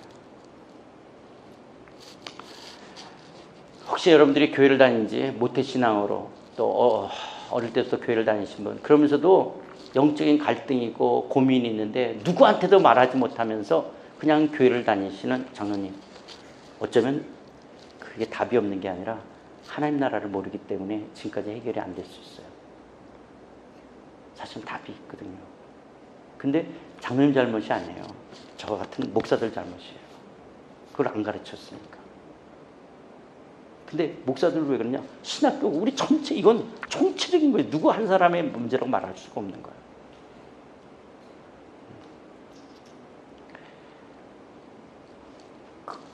그렇다고 해서 지금도 그렇잖아요. 이게 다 듣게 되냐? 꼭 그렇지 않아요. 또 그러면 이걸 하나님 아는데 제가 그럼 제일 성숙한 사람, 또 그렇지도 않거든요. 어성경 한다고 처음에 막 했지만 그렇다고 더 성숙해졌어요? 꼭 그렇지만은 않잖아요. 그러나 삶을 어떻게 살아야 되는지는 알잖아요. 성경이 뭐를 아는지. 우리의 방향을 아는 거죠. 그래서 아무리 깜깜하고 아무리 풍랑이 일어도 뭐만 있으면, 나침판이 있으면 어디로 가야 되는지를 아는 거예요. 그런데 나침판이 없는 사람하고 깜깜한 밤, 풍랑이 있는 밤에 나침판을 손에 가진 사람하고 안 가진 사람은 너무너무 다른 거예요. 하나님 나라를 그래서 알아야 된다라고 하는 것들이에요. 사람들이 종교를 갖는 이유, 뭐 부자 되고 뭐 이런 거죠. 그러나 여러분, 기독교는 그런 데 머무르는 것이 아니에요. 여러분, 저는 절대로 기독교는 기복주의, 하나님을 복에 이용하는 것이 아니라 기독교는 기복적이에요. 복을 구하지 않을 수가 없어요. 그러나 기독교는 거기에 머무는 것이 아니라는 거예요. 같이 읽어봅시다. 자, 시작. 그리스도인의 신앙생활이란 영광스러운 하나님 나라의 백성으로서 나의 의식과 생각, 나의 인격과 성품, 나의 말과 행동, 나의 선택과 결정, 나의 계획과 꿈, 나의 소유와 존재가 하나님의 형상을 닮아가는 고급한 삶에 있다. 그리스도인의 성숙은 삶 전체, 교회생활, 가정생활, 일터의 생활, 사회 모든 영역 속에서 회복된 하나님의 형상으로서 하나님의 다스림 안에 하나님의 뜻을 드러내는 이런 고급한 삶이 기독교지, 그냥 기도 열심히 해서 복 많이 받는 거, 그래서 잘 먹고 잘 살다가 죽어서 천당 가는 거, 이게 기독교의 전부가 아니라는 거예요. 기독교에 그런 요소가 있어요. 그러나 기독교는 그런 것들이, 그런 저급한 다른 종교와 비슷한 그런 것이 아니에요. 하나님은 우리를 하나님의 백성으로 삼으시고 우리를 하나님의 형상을 닮은 고급한 하나님 나라의 백성으로 우리를 세워가기를 원하는 거예요. 이게 쉽게 말하면 이거예요. 너 이름이 뭐니? 응? 응? 엘리. 남자였으면 더 좋은데 내가 너 뭐가 그냥 예화로 하는 거야, 엘리. 엄마가 재산이 1,000억이 있었어. 1,000억이 있어서 하여튼 그랬어. 그런데 이제 엄마가 너한테 유산을 남겼어. 500억을 줬어. 너는 일 안 해도 좋은 집에서, 그리고 걱정 없이 좋은 차에 항상 새끼를 아주 막 상다리가 휘어지게끔 먹을 수 있어. 엄마가 500억을 유산을 남겼기 때문에. 그러다 보니까 너는 뭐냐? 너는 공부도 안 하고, 그리고 사람들은 다 네가 월급 주는 사람이야. 네 한마디에 다 움직여. 그러니까 네 인격은 굉장히, 아나무인은 못 알아듣겠지. 뭐라, 사람을 함부로 무시하고, 그리고 너의 인격이나 너의 생각은 진짜 막 그냥 돼지 같은 뚱뚱하게 먹고 자기밖에 몰라. 자, 500억 물려줬는데 애는 그래요. 행복하세요? 안 행복한 거예요. 하나님은 우리를 그냥 잘 먹고 잘 사는 돼지를 만들기 원하는 것이 아니에요. 그게 죽으니까 다 가서 온갖 천국은 다 돼지들만 모인 이걸 원하는 게 아니라, 우리가 고급한 하나님의 형상을 닮은, 그래서 우리의 생각과 의식이, 우리의 인격과 성품이 하나님을 닮은 하나님의 백성으로 세워지. 이게 기독교의 목표예요. 하나님은 왜 우리를 예수님의 피로 구원을 하냐? 우리를 고급한 하나님의 사람으로 만들고 싶어 하는 거예요. 그냥 죽어서 좋은 데 가는, 이 땅에서 기도 열심히 해서 잘 먹고 잘 살다가 죽어서 좋은 데 가는, 이게 기독교의 목표가 아니라는 거예요. 그런데 우리는 이 부분을 배우지를 못하는 거예요. 이쪽 부분을 배우지를 못하는 거예요. 그러니까 예수를 오래 믿어도 우리의 가치관은 예수 안 믿는 사람과 별다를 바가 없는 거예요. 저희 어머님, 아버님, 그래, 우리 어머님 그렇게 오랫동안 예수 믿었어요? 한번 여러분의 부모님 한번 생각해 보세요. 아니면 여러분 좀 여러분의 부모님 좀 나이 드신 분들, 예수를 50년, 60년 믿으신 부모님, 동네 할아버지, 할머니하고 뭐가 달라요?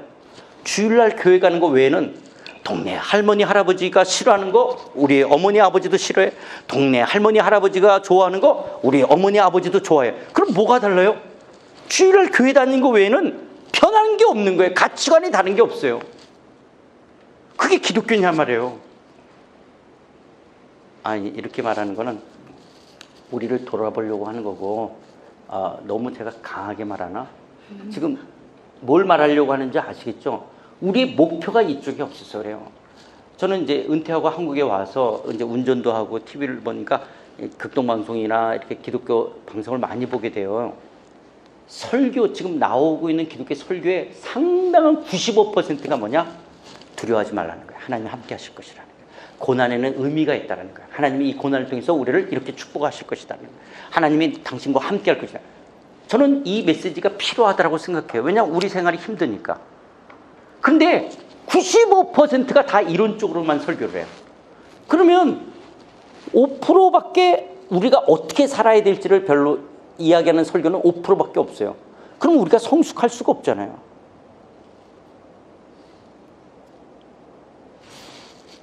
근데 정작 성경은 우리를 이 부분을 이야기하고 싶은 거예요. 우리를 고급한 하나님 나라의 백성으로 삼는 거예요. 그러니까 내가 신앙이 성숙하면 성숙할수록 내 인격이, 우리의 가치관이 변화되어지는 거예요. 그런데 그런 부분에 우리가 훈련을 안 받았어요. 근데 여러분, 아까도 말했지만 이건 누구 잘못이 아니에요. 여러분, 스님과 신부님은 성직자가 될 때 자기 성찰의 시간을 수도원이나 절에서 보내요. 그런데 목사는 성직자가 될 때 시험을 보고 성직자가 돼요. 그래서 목사 고시라고 그래요. 이게 기독교와 불교, 천주교와 너무 다르게끔 만들어요. 목사는 전부 어떻게 해요? 우리는 시험 보고 성직자가 돼요. 근데 신부님과 스님들은 자기 성찰의 시간들을, 고독한 시간을 수도원에서 절에서 보내요. 근데 목사는 고독한 시간을 보내지 않아요. 그건 각자 알아서 금식기도 하고 각자 알아서 하는 거고, 우리는 시험을 봐야 돼요. 자, 시험 보고 우리는 성직자 됐어요, 목사들을. 그 다음에 뭐예요? 교회 부흥. 자, 성도들은 교회 선택할 때 뭘 갖고 선택해? 목사님, 설교 잘하냐? 그러니까 목사들은 전부 뭐가 해야 돼요? 설교를 잘해야 돼요. 설교. 그러니까 전부 설교. 그럼 어떻게 설교를 잘할 것이냐? 그럼 설교를 잘한다 그럴 때 누가 좋아해야 돼요? 소비자들이 좋아해야 되잖아요. 성도들이. 그러면 소비자들이 좋아하는 쪽으로 가야 되죠. 그럼 소비자들이 뭘 좋아할까요? 그래, 하나님이 너 축복하실 거고, 다 고난에는 의미가 있고, 하나님이 너 이렇게 할 거고, 다 이게 좋지. 이렇게 살아야 됩니다. 때로는 고난의 길, 십자가의 길을 걸어가야 됩니다. 때로는 이걸 손해보고 희생하더라도 우리 이거보다는, 그러니까 이런 설교는 하기가 어렵죠. 뭐가 은혜 받았어요, 여러분? 우리가 은혜 받았다 할 때 눈물이 핑 돌 때가, 하나님 나를 사랑하시고 그럼에도 불구하고 내 이름을 아시고 나를 부르시는 주님. 왜냐? 우리는 이 땅에 살면서 그 사랑의 메시지가 필요한 거예요. 그러나 이것만이 전부가 아닌 거예요. 여러분, 유럽 사람들은 지적으로 동의가 안 되면 이게 설교가 아니라고 생각해요. 그래서 한국 목사님이 때로는 유럽 교회 가서 이렇게 설교를 하고 그러면 그 성도들이 나오면서 오늘 왜 목사님 설교를 안 하냐고 그러는 거예요. 왜냐하면 우리는요, 지적보다는 우리 한국 교회 설교는 감정에다 호소해요. 그래서 이렇게 뭉클해야지 돼요. 근데 본문 갖고 뭉클하게 못 만들면 예화를 갖고 뭉클하게 만들어야 돼요. 이렇게 눈물이 핑 돈다든지 아니면 어떤, 이걸 은혜 받았대. 우리는 그래서 감정적인 메시지가 많아요. 여기를 변화시키는 것보다 여기를 우리는 감정적 호소를 하는 거예요. 이거는 문화적인 거기 때문에 좋고 나쁜 게 아니에요. 그러나 여기가 바뀌지 않으면 사람이 바뀔 수가 없는 거예요.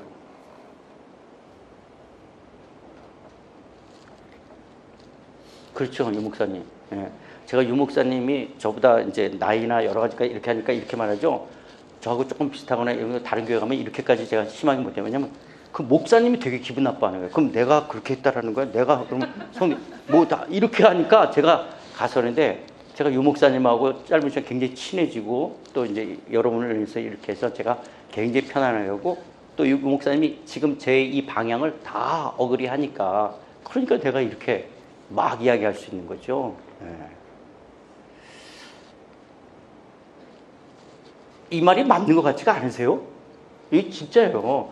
이게 조금만 이게 이게 생각할 줄 알면 이게 맞는 거예요. 그렇기 때문에 여러분, 우리가 하나님 나라가 무엇인지, 하나님 나라에서 어떻게 살아야 되는지를 바르게 하는 것은 너무너무 중요하다는 거예요. 자, 그렇다면 우리가 하나님 나라가 아니고 천국으로 배운 거, 결국 천국은 어디에만 나온다 그랬어요? 그러니까 우리가 하나님 나라로 아니고 천국 배운 거 누구 때문에 이렇게 된 거예요? 마태 때문에 그런 거예요. 마태가 천국이라는 말을 안 썼으면 이런 문제가 안 생겼을 거 아니에요. 그러니까 누구 때문에 이렇게 된 거예요? 그럼 마태는 짱구냐라는 거예요. 왜 다른 사람들은 다 하나님 나라를 하는데 왜 마태만 천국이라는 말을 쓰게 됐냐? 마태복음 누가 기록했어요? 마태가 기록했는데, 마태는 1차 수신자가 누구냐? 유대인들이었어요. 너희들이 잡아 죽인 저 예수가 바로 하나님의 아들 메시아였다라는 것을 유대인들에게 말하고 싶었어요. 그래서 예수님의 족보와 탄생과 예수님의 사역과 순환과 예수님의 부활과 승천을 누구에게 말하고 싶었냐? 유대인들에게 말하고 싶었어요. 근데 유대인들은 종교적 문화적으로 습관이 있어요. 이들은 율법을 지키는 사람들이었어요. 율법에 10계명이 얼마나 중요해요. 그 10계명 중에 3계명이 뭐냐? 여호와의 이름을 망령되이 부르지 말라는 거예요. 그러니까 유대 사회 속에서는 여호와라는 이름을 발음한 사람이 있을까 없을까? 아무도 발음한 사람이 없었어요. 여호와라는 이름을 발음할 수가 없는 거예요. 아무도. 하나님이라는 말은 발음할 수가 있어요. 그럼 발음해도 돼요. 그런데 하나님이라는 말도 잘 안 쓰려고 그러는 거예요. 여호와의 이름을 경외해야 되기 때문에 야훼, 여호와라는 건 절대 발음하지 않고, 그리고 하나님이라고 말을 할 수 있는데 그것조차 안 하려고 그런 거예요. 그래서 여러분, 마태복음에도 하나님 나라라는 말이 4번을 마태가 사용해요. 그런데 이것조차도 유대 사회 속에는 안 쓰려고 그러는 거예요. 그래서 유대 사회 속에서는 여호와라는 이름의 대체어가 있었어요. 대체어가 있어요. 유목사님 이렇게 하면 이러면 안 되잖아요. 그래서 저분 여호와를 가르치려고 그럴 때 이럴 수가 없어서 대체어가 뭐냐면, 너 남자친구 있어? 걔를 아직 자기라고 부르진 않지? 뭐라고 불러? 아가? 아니면 오빠? 이렇게 그걸 대체어. 엄마가 아빠한테 뭐라고 부르니? 여보? 뭐라고 불러? 당신? 아가야 그래? 엄마가? 아빠가? 그걸 대체어라 그러는 거야. 아까 이름 뭐라 했지? 엘리. 그래서 엘리 엄마, 엘리 아빠, 이게 뭐냐면 네 이름, 엄마, 아빠가 이름이 있는데 이름을 안 부르고 엘리 엄마, 엘리 아빠 이렇게 부를 수도 있는 거야. 여보, 자기, 아가야, 뭐 이렇게 할 수 있는 거야. 이게 대체어예요. 그러니까 여호와라는 이름을 부를 수 없기 때문에 유대 사회 속에서 여호와라는 이름의 대체어가 아도나이야, 주. 그리고 또 하나가 있었어요. 탕자가 아버지 앞에 돌아오면서 하늘과 아버지께 죄를 졌다 그러죠. 하늘! 그러면 유대 사회에서는 다 여호와 하나님 이렇게 알아듣는 거예요. 하늘. 이 하늘은 스카이를 말하는 게 아니에요. 해와 달과 별, 구름, 새들이 나는 스카이가 아니라 헤븐이라고 하는 은유법적인 단어예요. 은유법으로서의 헤븐과 스카이가 다른 거예요. 헤븐이라는 단어를 쓰는 것을 통해서 이게 하나님이 땅을 통치하고 하나님이 계신 곳을, 그렇다고 하늘에 있다는 게 아니라 그냥 은유법적인 표현의 하나가 하늘이에요. 왜 하늘이라고 썼는지 그건 나도 모르겠는데, 하늘은 높고 우러러봐야 되잖아요. 그리고 어디든지 있잖아요. 그렇기 때문에 여호와라는 이름의 대체어로 유대 사회 속에서 하늘이라는 말을 쓰게 된 거예요. 하늘.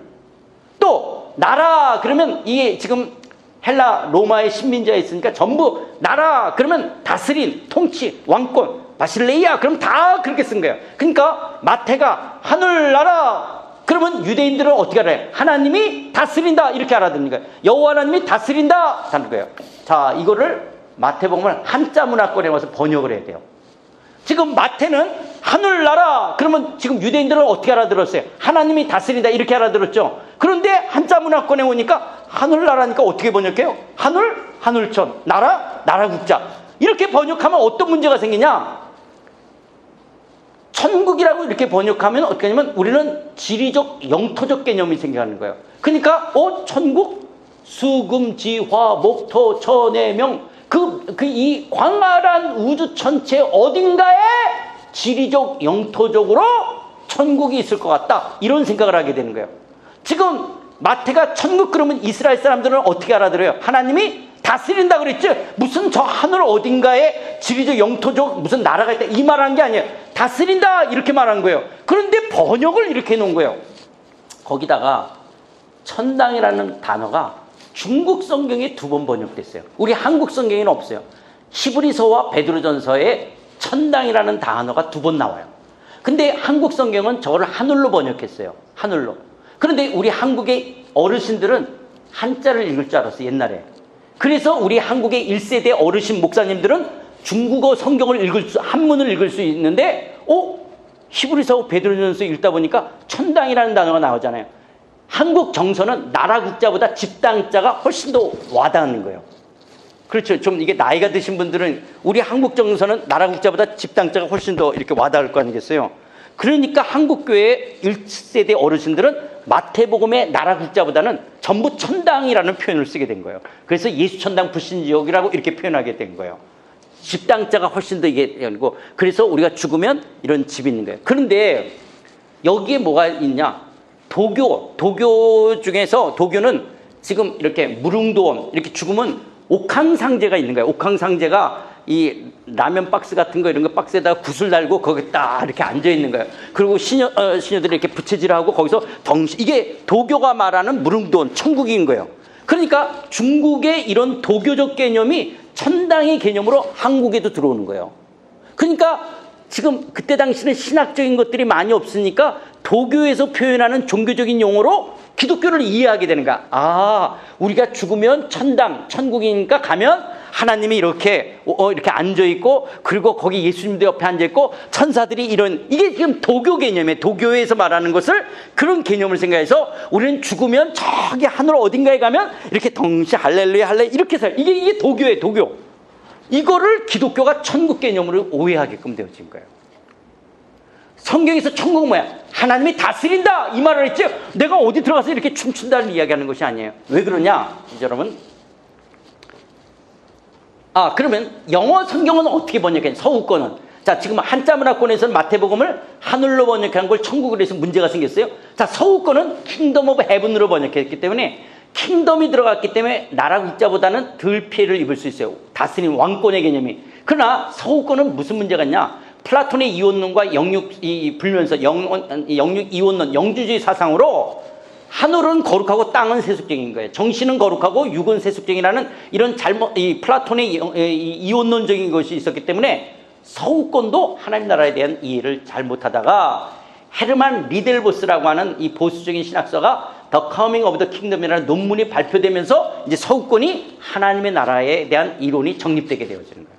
그러니까 1800년대나 1900년 초에 중국, 일본, 한국에 온 선교사들도 하나님 나라를 제대로 몰랐어요. 그리고 중국에 의해서 지금 성경을 번역할 때 도와줬던 사람, 그럼 영어를 알던 사람이든 라틴어를 아는 사람이 이 중국 사람이 언어가 된다 할지라도 신학적 개념이 깊게 없으니까 도교의 개념을 갖고 이 선교사가 말하는 그런 기독교를 쓸 수밖에 없었던 거예요. 그때 당시는 그럴 수밖에 없잖아요. 지금 누군가가 번역하는 걸 도와줘야 되는데 이 사람이 신학적인 훈련이 안 돼 있어. 그런데 이 사람은 지금 중국에서 태어났으니까 도교적 개념이 있어. 그러니까 선교사가 말하는 그 기독교의 어떤 것들을 도교적으로 표현하게끔 되어지는 거예요. 그러니까 역사적으로 이건 누구 잘못이라고 말할 수가 없는 이런 어떤 시대적인 상황들 속에서 이렇게 번역이 될 수밖에 없는 거예요. 일본 말로 도조, 메시아가 때우다사이 도조, 이렇게 도조라는 말이 일반적으로 플리즈로 번역하지만 그 딱 말이잖아요. 도조 메시아가 때우다사이 그러면 플리즈, 제발 먹어주세요. 이게 안 맞는 말이죠. 근데 도조라는 말을 한국말로 딱 번역할 말이 없어요. 없기 때문에 그냥 우리가 제발 이렇게 표현하는 거지만 그건 어쩔 수가 없죠. 여러분 스미마생이라는 말도 그것만 제대로 써도 일본어를 굉장히 잘하는 거예요. 일본은 고마워도 스미마생이라고 그러고 미안해도 스미마생이에요. 왜냐하면 이 고마움이 이 사람이 나한테 하는 것으로 내가 폐를 끼쳤다면 스미마생 그런 거예요. 그게 고맙다라는 거예요. 미안해도 스미마생. 그래서 미안한 거와 고마운 것을 구분해서 스미마생을 쓰면 이 사람이 일본은 조금 아는구나 이런 거거든요. 이게 번역상이 일어나기 때문에 어쩔 수가 없는 거예요. 그걸 서로 알아야 되는 것처럼 영어 성경 속에서는 킹덤 오브 헤븐으로 있었지만 그때 당시는 이런 서구권의 이런 플라토닉과 영주주의 사상으로 서구권도 몰랐던 이런 부분도 있다라고 하는 거예요. 그러니까 하나님 나라는 지리적 영토적 개념을 이야기하는 것이 아니라고 하는 거예요. 왜냐하면 여러분 천문학자들에 의한다면 이 광활한 우주 전체에 있는 행성이 10의 23성, 10의 23성은 셀 수 없는 무한대요. 여러분 이 광활한 우주에 얼마나 많은 별들이 있는지 몰라요. 이 광활한 우주 전체에 있는 이 셀 수 없는 별들을 하나님이 말씀 한마디로 만드셨다는 걸 믿으세요? 그럼 하나님이 커요? 우주가 커요? 그러니까 여러분 우주 안에다가 하나님을 집어넣으면 돼요? 안 돼요? 하나님은 이 우주보다 더 크신 분이에요. 하나님이 우주를 이 10의 23승 되는 이 광활한 우주 전체를 말씀 한마디로 손가락 하나로 만드신 분이에요. 그런데 내가 내 이 인식이 작으니까 자꾸 이 우주 안에 하나님이 어디다 집을 지어놓고 여기서 하나님이 예수 믿는 사람 다 죽어서 거기서 덩실덩실 찰 것처럼 우리가 그런 도교적 이미지를 갖는 거예요. 그래서 여러분 천국이라는 말이 뭐냐? 광활한 우주 전체를 하나님께서 창조하셨고 하나님께서 다스린다는 말을 천국, 하나님 나라 이렇게 말하는 거예요. 거기 들어가서 내가 산다 이 말이 아니라 이거 내가 만들었고 내가 다스려. 그러니까 천국은 죽어서만 가는 곳을 말하는 것이 아니에요. 천국이란 같이 한번 읽어봅시다. 자, 시작. 천국이란 단순히 죽어서 가는 내세, 좋은 파라다이스, 하늘에 있는 어느 공간 그 정도를 말하는 것이 아니라 10의 23승 넘는 광활한 우주 전체에 있는 별들을 내가 만들었고 내가 다스린다는 하나님의 통치, 하나님의 왕권의 상태를 말하는 것을 천국이라고 말하는 거예요. 그거를 아이고 이거 저 뒤에 나오는데 그래요. 요건 먼저 이런 개념을 사실 솔로몬도 이미 알았어요. 예루살렘 성전을 하나님 앞에 봉헌하면서 하나님이 참으로 땅에 거하실까? 하늘과 하늘들이 하늘이라도 하나님을 용납하지 못한 내가 만든 이 예루살렘 성전 안에 하나님을 집어넣을 수 없다. 이걸 솔로몬도 알았던 거예요. 하나님은 우리 어떤 공간에다 집어넣을 수 있는 그런 제한적인 분이 아니라는 거예요. 그러니까 결론으로 하나님 나라는 뭐냐? 천국이라는 말은 하나님의 다스림, 하나님의 통치, 왕권을 가리키는 말을 천국, 하나님 나라라고 말하고 죄와 불의로 타락한 세상을 심판하시나 구원하시는 하나님의 그 역동성을 천국, 하나님 나라라고 말하고 하나님의 다스림이 실현된 상태, 새하늘과 새 땅을 천국, 하나님 나라라고 말하는 거예요. 그러면 왜 하나님 나라를 읽겠냐? 지금 마태는 유대인들을 염두에 두고 있기 때문에 여호와의 이름을 망령되이 불러서는 안 되기 때문에 대체로 하늘, 그래서 천국이라는 말을 썼어요. 근데 마가, 누가, 요한, 바울은 어디다가 편지를 써요? 헬라 문화권에 있는 교회를 향하여 쓰니까 거기다는 그냥 하나님 나라라고 쓴 거예요. 근데 마태는 1차 수신자를 누구를 염두에 두고 있냐? 유대인들이니까 유대인들은 여호와의 이름을 망령되이 불러서는 안 되기 때문에 그들은 천국, 그러나 전혀 커뮤니케이션에 문제가 안 일어나는 거예요. 왜냐? 다들 천국 그러면 하나님의 통치 이렇게 알아들으니까. 그런데 번역 성경을 대하는 우리는 그걸 누군가가 설명을 안 해줬기 때문에 우리한테는 혼돈이 일어난 거고, 마가, 누가, 요한, 사도 바울은 헬라 문화권에 있었으니까 그냥 하나님 나라라고 이야기하게 됐다라고 하는 거예요. 이해가 되시죠? 그렇죠. 자, 여기까지 들었던 우리 어머님, 일생을 신앙생활했던 우리 김권사, 집에 오자마자 나한테 물어보는 거야. 그러면 천국 없니? 천국 없으면 예수 왜 믿니? 우리 어머님은 지금까지 뭐 구름만 이상해도 예수님 오시나 천국을 기다리고 살았던 우리 김권사, 일제시대와 6.25에 그 고생을 했던 우리 어머님, 천국 갈 소망으로 살았던데 지금 이 아들 목사가 2단인지 3단인지 지금 듣다 보니까 천국, 이런 데서 질문을 못 하겠고 집에 오자마자 그럼 천국 없니? 천국 없으면 예수 왜 믿니? 나한테 우리 어머님이 이거 막 따져주게. 천국, 그럼 천국이 있냐? 여러분 천국이 있어요 없어요? 제가 다음 주 이제 화요일인가 수요일날 서울로 가요. 이런 말 해서 죄송하지만 아시아나 비행기가 공중에서 폭발했어요. 제가 죽었어요. 전 천국에서 깰 거예요. 그럼 그 천국이 어디 있을까요? 몰라요. 왜냐하면 성경은 어디도 지리적 영토적으로 천국을 말하지 않았어요. 지옥이 있음을 믿어요? 그럼 지옥은 어디 있을까요? 자, 천국은 수금, 지화, 목토, 천의 명왕선에서 한 1억만 년 갔다 거기서 랩턴 해가지고 가서 한 또 5억만 년 가고 거기서 또 한 얼마 가면 거기에 천국, 천당이 있다. 그럼 지옥은요? 지옥은 지구 한가운데, 그래서 막 불과 유황 이 마그마가 있는데, 여러분 천국과 지옥은 있어요. 근데 성경은 그 어디에도 지리적 영토적으로 말하지 않아요. 반드시 있어요. 여러분 오늘 밤에 죽으면 여러분 천국에서 깰 걸 믿으세요? 근데 그 천국이 어디 있을까요? 몰라요. 어디 있는지는. 성경은 지리적 영토적 개념으로 안 얘기하고 있는 거예요. 지옥이 있지만 지옥이 어디 있는지 몰라요. 여러분 우리가 3차원적인 사고를 하게 되어지면 이런 공간을 알 수가 없어요. 지금 우리가 쓰는 전화가 5G를 쓰죠. 6G만 돼도 또 다른 세상이 펼쳐요. 영국에 있는 우리 한국 목사님의 아이가 저기 옥스퍼드를 나오면서 했는데 이 지금 6G를 만들 수 있는 어떤 기술을 가졌어요. 그런데 이런 것들을 하면 저도 몰랐는데 그 목사한테 들었어요. 먼저는 다 군사 쪽에 이걸 먼저 사용하는 거래요. 그리고 상용화 시킨대요. 그러니까 미국 쪽에서 딱 달라붙는데 중국에서도 딱 오고 러시아 쪽에서도 왔는 거예요. 얘를 누가 데리고 갈 것이냐라는 거예요. 그리고 이게 군사용으로 먼저 써야 되니까 막 난 들으니까 완전히 무슨 소설에 나오는 영화 같은 말이에요. 얘를 어느 정부가 이거 갖고 갈 거냐. 그리고 이쪽으로 뺏길 것 같으니까 뭐 돈은 원하는 대로 줄 수 있는 거예요. 얘가 한 31 이렇게 되는데요. 얘 하나를 데리고 가려고 전세 비행기를 갖고 와요. 전세 비행기를 떼대려 얘를 데리고 가려고. 그런데 안 되면 죽인다는 말 하는 거예요. 이렇게.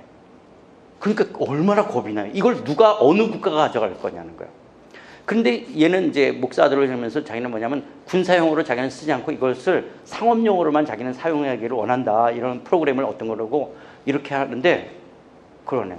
그래서 얘가 또 근데 어떻게 카나다 정부니까 뭐냐면 부모님까지 다 카나다 시민권을 줄 테니까 그럼 우리 쪽으로 와라. 그럼 우리가 너를 보아.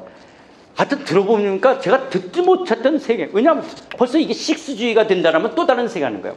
여러분 제가 어릴 때부터 교회 다닐 때 부활절 되면 예수님이 제자들이 무서워서 뭉그러 자는데 예수님이 부활하신 다음에 쓱 들어와서 평안할저다. 그리고 또 쓱 나가시고 너희도 쓱 와서 먹을 것이 있냐 드시고 또 없어지고 그러잖아. 그럴 때 나는 어릴 때는 예수님이 이제 부활하셨으니까 이게 이제 기적을 행하는구나 이렇게 어릴 때 믿었어요. 근데 양자역학이 딱 나왔잖아요. 양자역학이 나면 입자와 입자는 충돌하니까 통과할 수가 없어요. 그런데 파장이 일정하게 지나가면 통과가 될 수 있다. 이게 양자역학에서 이야기하는 거잖아요. 그러니까 예수님이 일정한 파장으로 간다면 잠긴 문 들어갈 수 있고 나올 수 있는 거예요.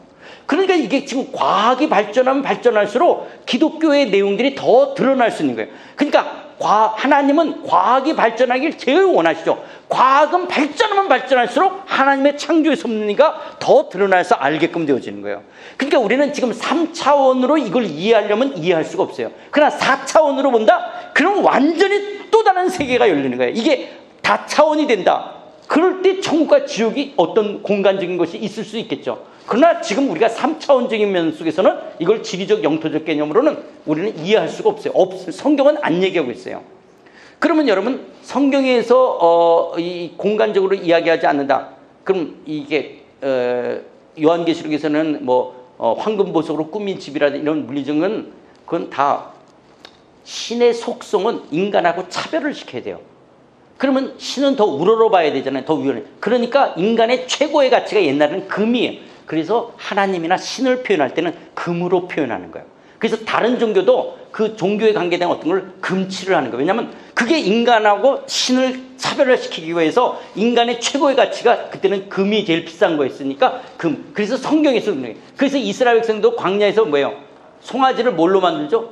금송아지로 만드는 거예요. 왜냐하면 금이 신의 속성을 성품을 드러내는 게 금이 최고의 가치로 팔기 때문에 그러는 것들이에요. 그래서 요한계시록에서 말하는 것은 하나님의 속성이나 성도들을 표현하는 것이지 물리적 환경을 이야기하는 것이 아니에요. 또 어떤 사람이 입신하고 죽어서 천국을 봤대요. 그래서 천국 본 걸 간증해요. 그럼 생각해 보세요. 이 사람이 천국을 봤어요. 그걸 표현해요. 그 표현은 이 사람의 국어 실력만큼밖에 표현할 수가 없어요. 그렇겠죠? 이 사람이 지금 천국 갔다 왔다 그럴 때 그 표현은 그 사람의 국어 실력이죠. 왜냐하면 어떻게 표현을 못할 거 아니에요. 너무 화려하면 단어가 없으니까 다 하는 거래요. 그래서 도리어 사도 바울 표현이 더 정직해요. 형언할 수가 없더라. 그게 더 나을 수가 있죠. 그러니까 인간의 어떤 인식 정도로 다 이 지금의 3차원의 우리의 단어로 설명되어지는 그런 정도가 아니라는 거예요. 그 이상일 거라는 거예요. 그 이상이기 때문에 성경은 더 구체적으로 물리적인 환경을 말하고 있지 않아요. 도리어 천국에 대한 표현은 하나님과 나와의 관계를 이야기하는 거예요. 그분이 나와 함께 있다면 거기가 빈들이나 초막이나 천국, 거기가 하나님의 나라예요. 왜냐하면 그분의 통치가 있으면 그 다음에 물리적 환경은 당연히 좋은 걸 주는 거예요. 하나님과 아담과의 관계를 이야기하지 에덴 동산이 좋았다는 물리적 환경을 더 성경은 말하고 있는 것이 아니에요. 너와 나와의 관계를 이야기하고 있는 것이지. 그러니까 죽어서 가는 천국 가면 기가 막히게 좋을 거예요. 근데 하나님은 그 정도는 그건 그냥 기본으로 따라오는 거고 너와 나와의 관계를 성경은 이야기하고 있는 것이지 도교에서 말하는 것처럼 가서 덩시 이것만 하고 있는 그런 것을 말하는 것이 아니에요. 아, 이게 전달이 되고 있겠죠? 지금 제가 말하는 게. 예. 그렇죠? 지금 전달되고 있죠, 장로님? 예, 잘 예. 그렇죠? 자, 그렇기 때문에 그렇다면 또 이거예요. 그러니까 우리 김권사가 또 그러는 거예요. 우리 어머님이. 그럼 이게 딱 성경을 이제 여러 번 읽으셨으니까 우리 어머니 그러는 거죠. 하나님 나라는 볼 수 있게 임하는 것이 아니라 또 여기 있다 저기 있다도 못하니 하나님 나라는 어디 있대요? 그럼 내 안에 천국이라는 거지. 이게 뭐냐? 너희 안에 있다 그러죠. 자, 봐요. 장로님. 예. 제가 예수님이에요. 이스라엘 사람들이 예수님 말씀을 이렇게 듣고 있어요. 예수님을 이렇게 빙 들고 섰어요. 하나님 나라는 여기 있다 저기 있는 게 너희 안에 있느니라. 어디 있대요? 이거는 한국 성경을 읽으면 알 수가 없어요. 너희 안에. 너희 안에 있잖아. 나. 너희 안에 있잖아. 너희 안에. 이걸 어떻게 알아요? 이거는 한국 성경을 쓰면 더 우리 마음에 드니까 이게 엔토스 휴먼이라고 하는 안이라는 헬라어 전치사는 여기서 말하는 게 뭐냐? 어몽 유, 위드인 유를 이야기하는 거예요. 예수님의 왕권이 이 무리들 가운데 여기 임한 걸 말하는 걸 하나님 나라가 여기 임했다고 얘기하는 거예요. 왕이신 예수님이 이 무리들 가운데 여기 왕이 임한 거예요. 하나님의 나라가 여기 있는 거예요. 이게 그래서 영어 성경은 제대로 번역돼 있어요. 어몽 유, 위드인 유로 번역돼 있어요. 근데 우리 한국 성경은 아니라 그러니까 전부 내 마음. 그러면 불교가 되는 거예요. 불교는 우리 마음도 극락이 되는 거예요. 그러니까 지금 이게 누구 잘못이 아니죠. 번역이 됐으니까 이거를 그러니까 저는 우리 부모님 시대는 어떻게 헬라어나 히브리어를 안 배우셨잖아요. 그러니까 어쩔 수가 없는 거예요. 그분들을 뭐라 그럴 수가 없는 거예요. 근데 우리는 그분들이 허리 졸라서 정말 배고프면서 자식들을 교육시켜서 우리는 헬라어를 배우고 히브리어를 배우니까 이게 그런 것이 아니구나를 알게 되는 거예요. 이게 원본을 보니까 이게 그렇지가 않으니까. 그렇기 때문에 이거를 어쩔 수가 없는 거예요. 우리 부모님들은 6.25 사면이 있었고 일제시대가 있었고 그러면서 기도하면서 하나님의 은혜와 축복을 구할 수밖에 없는 그것으로 한국교회가 여기까지 온 거예요. 그러나 이제는 제대로 알아야 되는 거예요. 이게 젊은 목사님들의 사명인 거예요.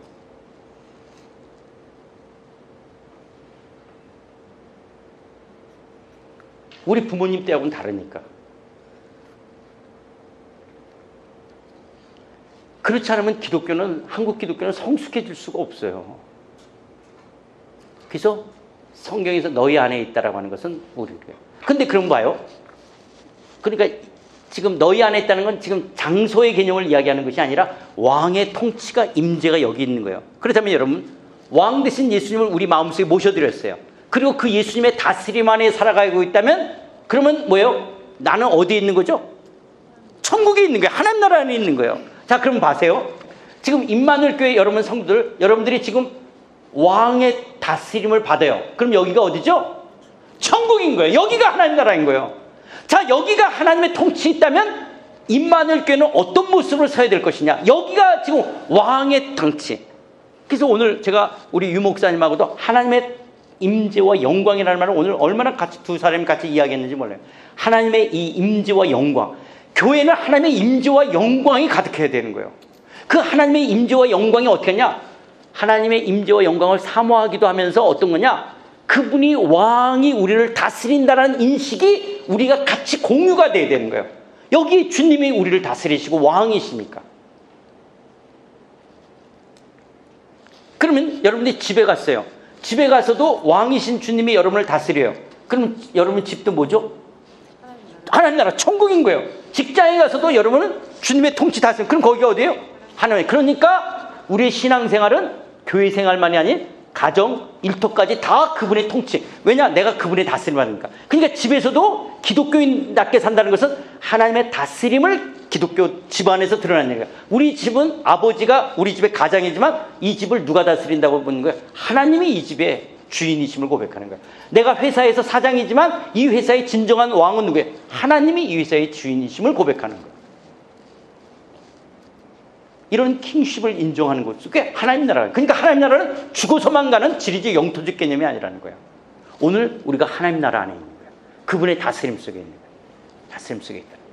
그래서 하나님 나라는 예수 그리스도 안에 주어진 값없는 하나님의 은혜의 선물이에요. 우리가 노력해서 얻은 것이 아니라 하나님 안에서 예수 그리스도로 말하면 우리에게 거저 주신 우리는 하나님 나라의 기업을 무는 하나님의 백성이 되어진 거예요. 이게 얼마나 큰 건지 몰라요. 하나님의 부요하심과 넉넉하심과 그 충만하심을 계속 누려가는 거예요. 여러분, 연애할 때 기쁨이라는 것은 상대방을 알아가는 기쁨이잖아요. 그런데 인간은 한 1년 알면 이제 그 다음엔 시들시들해질 수밖에 없지만, 하나님은 계속 연애하듯이 그분을 계속 알 때마다 계속 새로운 기쁨이 있는 거예요. 그의 부요하심과 넉넉하심과 충만하심을 계속 알아가는 것을 영생이라고 말하는 거예요. 하나님과 그의 보내신 자를 아는 거. 그래서 이 영생이 생물학적 목숨의 연장을 말하는 게, 영생 계속 오래 산다. 그 지겨워서 어떻게 살아요? 그냥 오래 산다 이 말을 하는 것이 아니라, 그분을 계속 알아가는 그분의 부요하심에 계속 있는 것을 영생, 그 알매 영생을 이야기해요. 계속 그분을 알아가면 알아갈수록 그분의 부요하심을 누려가는 거예요. 그게 영생이 얼마나 놀라운 거예요. 지금 이 땅에서도 우리는 하나님을 알 때마다의 그 감사와 감격이 있는 거예요. 고난도 있지만. 그런데 미래적 하나님 나라 속에서는 계속 그분을 알아가며 그 충만하심을 누려간다라고 하는 거예요. 그렇기 때문에 하나님 나라는 뭐냐, 이런 것이다.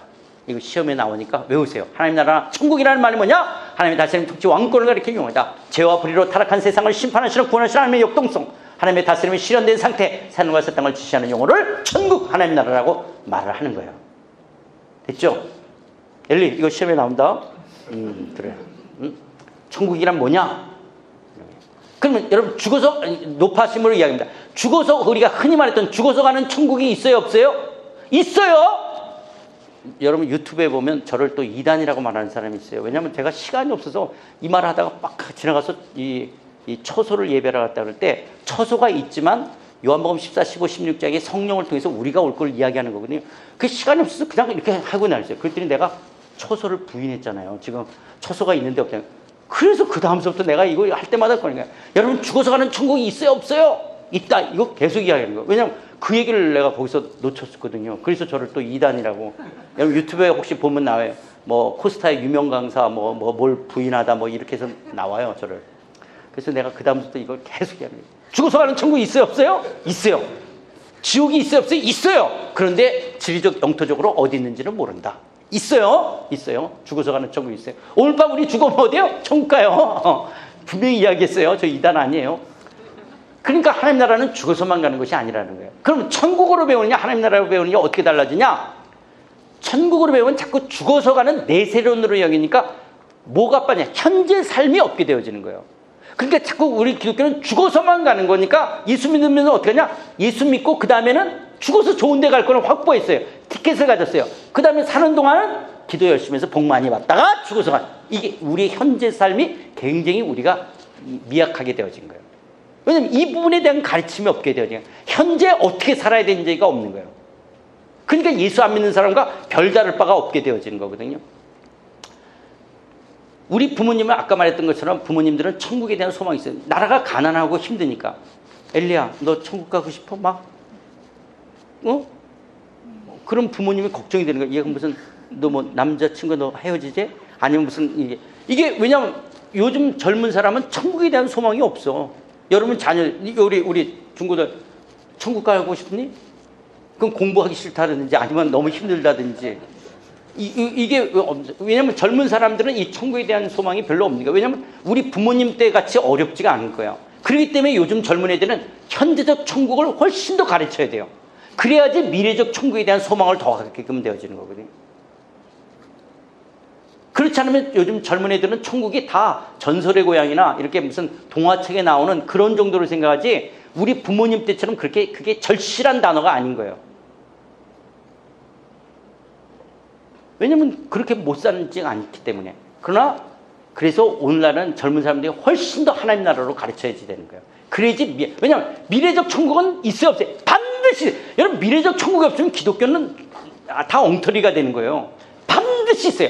반드시 예수님은 재림하실 것이고 반드시 미래적 하나님 나라는 완성될 것인 거예요. 새하늘과 새 땅은 이루어질 것이기 때문에. 그래서 기독교의 삶의 모든 영역에서 하나님의 왕권이 드러나는 총체적인 구원, 이것을 기독교의 삶으로 이야기합니다. 그래서 여러분, 하나님이 우리와 함께 하신다, 임마누엘, 맞는 말이에요. 근데 뭐가 빠져있느냐? 하나님이 임마누엘 함께 하시는데 그 하나님이 우리의 뭐예요?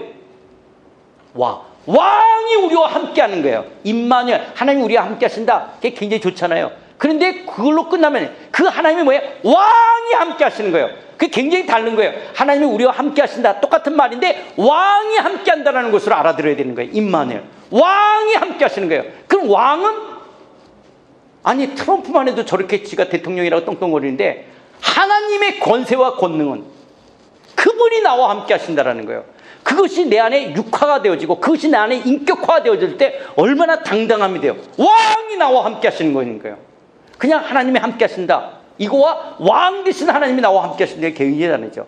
그 왕이 함께 하시는 거예요. 여러분, 이 믿음을 갖고 임마누엘 교회 왕이 함께 하신다. 왕이 이 교회 주인이야. 그분이 우리와 함께 하셔. 떠나지도 버리지도 않으시고. 여러분의 비즈니스 현장 속에, 여러분의 자녀들 속에, 여러분들의 모든 생에 왕이신 그분이 함께 하신다는 거야. 아이고 목 아파라. 그래서 예수님도 성령을 힘으로 귀신을 쫓았더니 하나님 나라가 이미 너에게 임했다라고 말씀하신 거고, 두 번째는 잘못된 성속의 개념에서 벗어나야 되는 거예요. 천국 그러면 하늘은 거룩하고 땅은 세속적이라는 이런 개념이 되는 거예요. 천당은 거룩하고 이 세상은 세속이에요. 여러분 구별됐다. 이런 거룩하다는 구별됐다. 그럼 뭘로 구별되냐? 하나님의 다스림을 받으면 거룩한 거고 하나님의 통치를 안 받겠다. 그걸 세속이라고 말하는 거예요. 그런데 이것을 우리는 자꾸 성속을 직분이나 장소로 여겼어요. 그 말은 뭐냐? 목사, 장로, 권사, 집사 이걸 성직이라 그랬어요. 그러죠? 장로님이시잖아요. 그러니까 성직이 거룩한 거잖아요. 장로라는 직분은 거룩하죠. 예배당을 성전, 거룩한 곳이에요. 그런데 하나님의 다스림을 안 받는다면 장로가 얼마든지 세속적일 수 있죠. 예배당 안에서.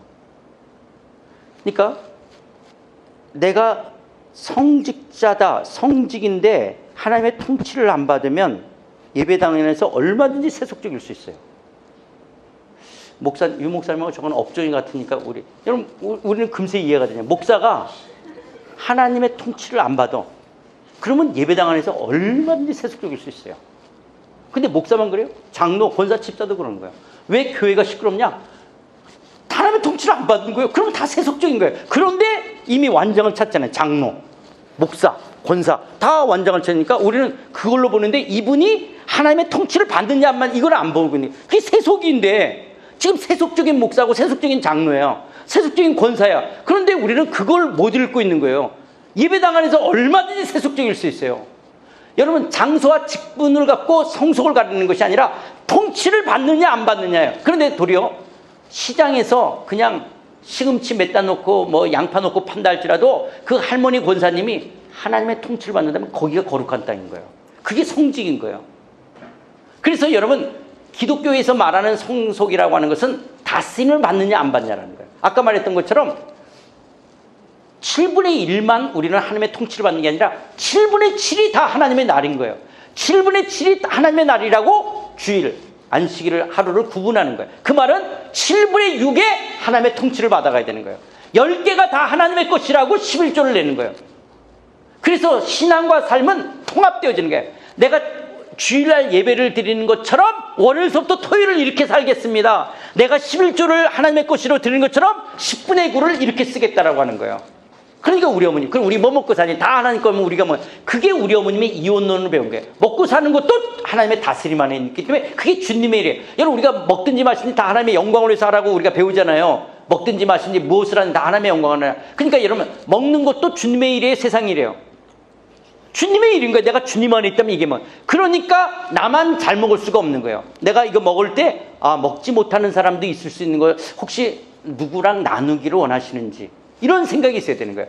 여러분 골프 치세요? 골프 치는 게 세상 일일까요? 거룩한 일일까요? 지금 이 논리대로 한다면? 예? 거룩한 일이에요. 왜냐하면 장로님 안에 주님의 다스림 속에 있다면 골프 치는 거 하나님 왜 골프 친다고 그걸 세상이라 그래. 그런데 주님이 뭐라 그러냐? 야, 너 18월까지 이렇게 일주일에 3번씩이나 나와서 이렇게 하냐 할 때 너 한번 나와 좀 깊게 좀 교제하는 시간을 좀 가지면 어떻겠니? 라는 음성을 들을 수 있다면 내가 이 시간을 드리는 것들 속에 주님은 뭐라 그러는지. 왜냐면 골프가 왜 세상이래요? 내가 주님 안에 있다. 근데 내가 골프 속에서도 내가 주님의 음성을 들을 수 있어야 된다고요. 그렇잖아요. 이게 여러분 우리가 애들을 키우고 뭐 옷을 입고 여가생 다 주님 안에 있는 거예요. 우리 24시간 360을 모든 게 주님의 다스림 속에 있어야 돼요. 그래야지 전인격적 성숙이 이루어지는 거예요. 크리스찬다운 삶이 365일 이 24시간 속에 다 따라야 되는 거예요. 다 주님의 일이에요. 근데 주님 없이 하겠다 그런 거예요. 너 게임하니? 게임하는 게 주님의 일일까 세상의 일일까? 게임하는 거. 주님의 일이야. 그러니까 아무 게임이나 할 수가 없는 거야. 주님의 다스림을 받으니까. 이렇게 사람을 죽이고 여기서 너는 아직 음란한 거 잘 모르고. 하여튼 이런 걸 봐서는 안 되는 거야. 여러분 우리가 드라마 보는 게 왜 세상 일이에요? 그러니까 아무거나 볼 수 없고 아무 소설이나 읽을 수 없는. 왜냐하면 이게 다 주님의 일이기 때문에 내가 이걸 분별해낼 수 있어야 되죠. 그렇죠. 이런 이론론적 사고가 돼야 되는 거예요. 그래서 교회생활, 가정생활, 직장생활 24시간 365일 우리 모든 게 하나님의 통치 안에 이론론적 사고가 돼야 되는 거예요. 그래서 이것을 분별해내. 하나님의 선하시고 기뻐하시고 온전하신 뜻을 분별해. 이걸 성숙하다는 거예요. 이걸 분별해내지 않으니까 일반 사람과 똑같이 되어지는 거죠. 그러니까 이 논리를 가지게 되면 신앙생활이라는 걸 어떻게 해야 되는지를 알게 되는 거잖아요. 이게 지금. 근데 우리 상해교에서도요. 이 세미나 한 번 듣고 두 번 듣고 어떤 사람은 13번을 들은 사람이 있어요. 이거를. 근데 그분이 그래요. 목사님 들을 때마다 어떤 거 놓쳤는데 다시 듣게 되고 그리고 이걸 자꾸 들은다니까 목사님 이제 설교가 들려요. 저 말을 왜 저렇게 하는지 이제 알겠다라는 거예요. 그 전까지는 이렇게. 그래서 이게 여러 번 반복해서 듣게 되면 지금 여러분이 이제 어떤 이렇게 클릭이 되고 깨달은 것도 있지만 어떤 거는 이렇게 놓친 것들이 있죠. 제가 또 말도 빨리 하고 하니까. 근데 그런 것들이. 이래서 이 천국으로 배우는 거하고 하나님 나라하고 다른 것이 잘못된 성숙의 개념에서 벗어나는 거예요. 이게 얼마나 중요한지 몰라요. 여러분 왜 저기 신발 안 신고 올라가죠? 저 위에는? 네? 저기는 거룩하고 여기는 세속적이에요? 저기는 뭐 어떤 면에서 뭐 위생상 아니면 또 우리가 말씀을 거기서 한다는 말씀의 권위 때문에 뭐 슬퍼를 신을 수도 있어요. 그러나 아닐 수도 있는 거고. 여러 가지 면이죠. 제가 오늘도 이제 뭐 이야기하다가 전혀 권사님들하고 이야기했는데 좀 시간이 없었는데 제가 넥타이를 맺까 하니까 이거 막 굉장히 깔았어요. 그런데 그냥 왔어요. 왜 그러냐? 어떤 분은 유교적인 그 보수를 거룩이라고 생각하시는 분이 있어요. 그래서 목사가 넥타이를 안 하고 있으면 굉장히 이건 설교자가 잘못됐다고 생각하시는 분이 있어요. 그게 성경이 말하는 보수가 아니라 유교적 개념의 보수는 우리 마치 이렇게 딱 정장을 입고 넥타이를 매야지 그게 예의상. 그러면 속에서 그런 분이 시험이 든다면 저는 그렇게 할 거예요. 이건 또 다른 이제 적용에서 나오는 얘기인데 그렇게 할 거지만 그래서 제가 목사님한테 일부러 전화했어요. 목사님 지금 빨리 내려가야 되는데 이 컴퓨터 갖고 왔는데 옷을 바꿔 입을까요? 이럴 때 목사님 괜찮다. 그럼 여기는 그런 게 조금 더운 나라라서 꼭 좀 덜 하는가 봐요. 어떤 교회는요 넥타이 안 맸다가는 난리가 나요. 이 목사가 이렇게 그런 사람도 있는 거예요. 왜냐 그 어르신들은 이게 정장이라고 하는데 목사가 어떻게 넥타이를 안 하고 그냥 설교를 그렇게 하냐고 막 그러는 분이. 그래서 공자가 죽어야지 기독교가 산다는 말도 그래서 하는 거거든요. 다 유교적 개념을 보수라고 생각하시는 분도 있으니까 그런다는 거예요. 또 왜 하나님 나라로 했냐? 내 중심이 아니라 하나님 중심의 삶을 살게 되어지는 거예요. 우리는 자꾸 하나님 믿은 다음에 내가 하나님을 내 인생에 끌어들이는 것이 아니에요. 그렇기 때문에 어떻게 해야 되죠? 여보세요?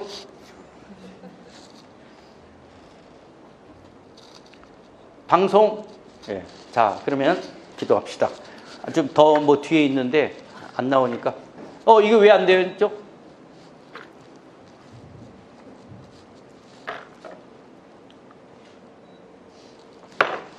자, 기도하실 때요. 첫 번째는 그렇습니다. 하나님, 내가 지금까지 내가 왕 노릇하고 주인 노릇했다면 나의 죄를 용서하시고 하나님이 내 삶에, 우리 가정에, 나의 내일의 진로에, 우리 자녀에, 우리 비즈니스에 하나님의 왕이십니다. 우리 임마누엘 교회 하나님의 왕이십니다. 하나님, 우리 가정을, 우리 자녀를, 나의 비즈니스를, 이 필리핀의 삶을, 우리 임마누엘 교회를 다스려 주시옵소서. 왕 되신 주님, 왕 되신 주님, 주님이 통치해 주십시오. 인간의 힘으로, 세상의 힘으로 할 수가 없습니다. 하나님, 내가 낳은 내 뱃속에서 나온 내 새끼라 할지라도 엄마가 아빠가 우리 아이를 어떻게 할 수가 없습니다. 하나님, 이 아이를 다스려 주십시오. 이 아이의 하나님의 왕이 되어 주십시오. 하나님, 이 비즈니스, 이 마닐라 땅에서 행하는 여러분의 모든 비즈니스 경제적인 것 속에 왕이신 주님, 하나님의 뜻을 하늘에서 하나님의 뜻이 이루어지듯 하나님의 뜻이 드러나기를 원합니다. 하나님, 우리 임마누엘 교회, 하나님 이 교회를 다스려 주십시오. 하나님이 왕이 되어 주시옵소서. 어둠의 세력이 떠나가고 하나님의 통치하심이 하늘의 평강과 하나님의 의와 평강과 희락이 넘치는 그런 교회, 하나님의 나라가 드러나는 제단 되게 하여 주시옵소서. 이 시간 우리가 내가 주인 노릇하고 왕 노릇하며 살았던 지난날의 죄를 자백하시면서 하나님, 여러분의 가정 속에 왕 되신 주님을 초청하십시오. 여러분의 비즈니스, 여러분의 인생, 여러분의 자녀 속에 특별히 우리 임마누엘 교회 왕 되신 주님을 초청하시면서 우리를 다스려 달라고 이 시간 우리 한번 다 같이 함께 통성으로 기도하시겠습니다. 하나님 아버지, 그렇습니다. 왕 되신 주님, 오늘도 하늘과 땅을 창조하시고 통치하시고 다스리시는 주님이 오늘도 우리의 삶의 왕이심을 고백합니다. CTS 필리핀은 해외 선교지 최초의 CTS 지사로 개척되어 독립된 법인체로 성도들의 기도와 후원으로 운영되고 있습니다. 해외 선교지에서 영상 선교 사역이 지속될 수 있도록 함께 동역해 주세요. 필리핀 한인교계의 역사 CTS 필리핀을 통해 한국 교회와 다음 세대에게 전해집니다.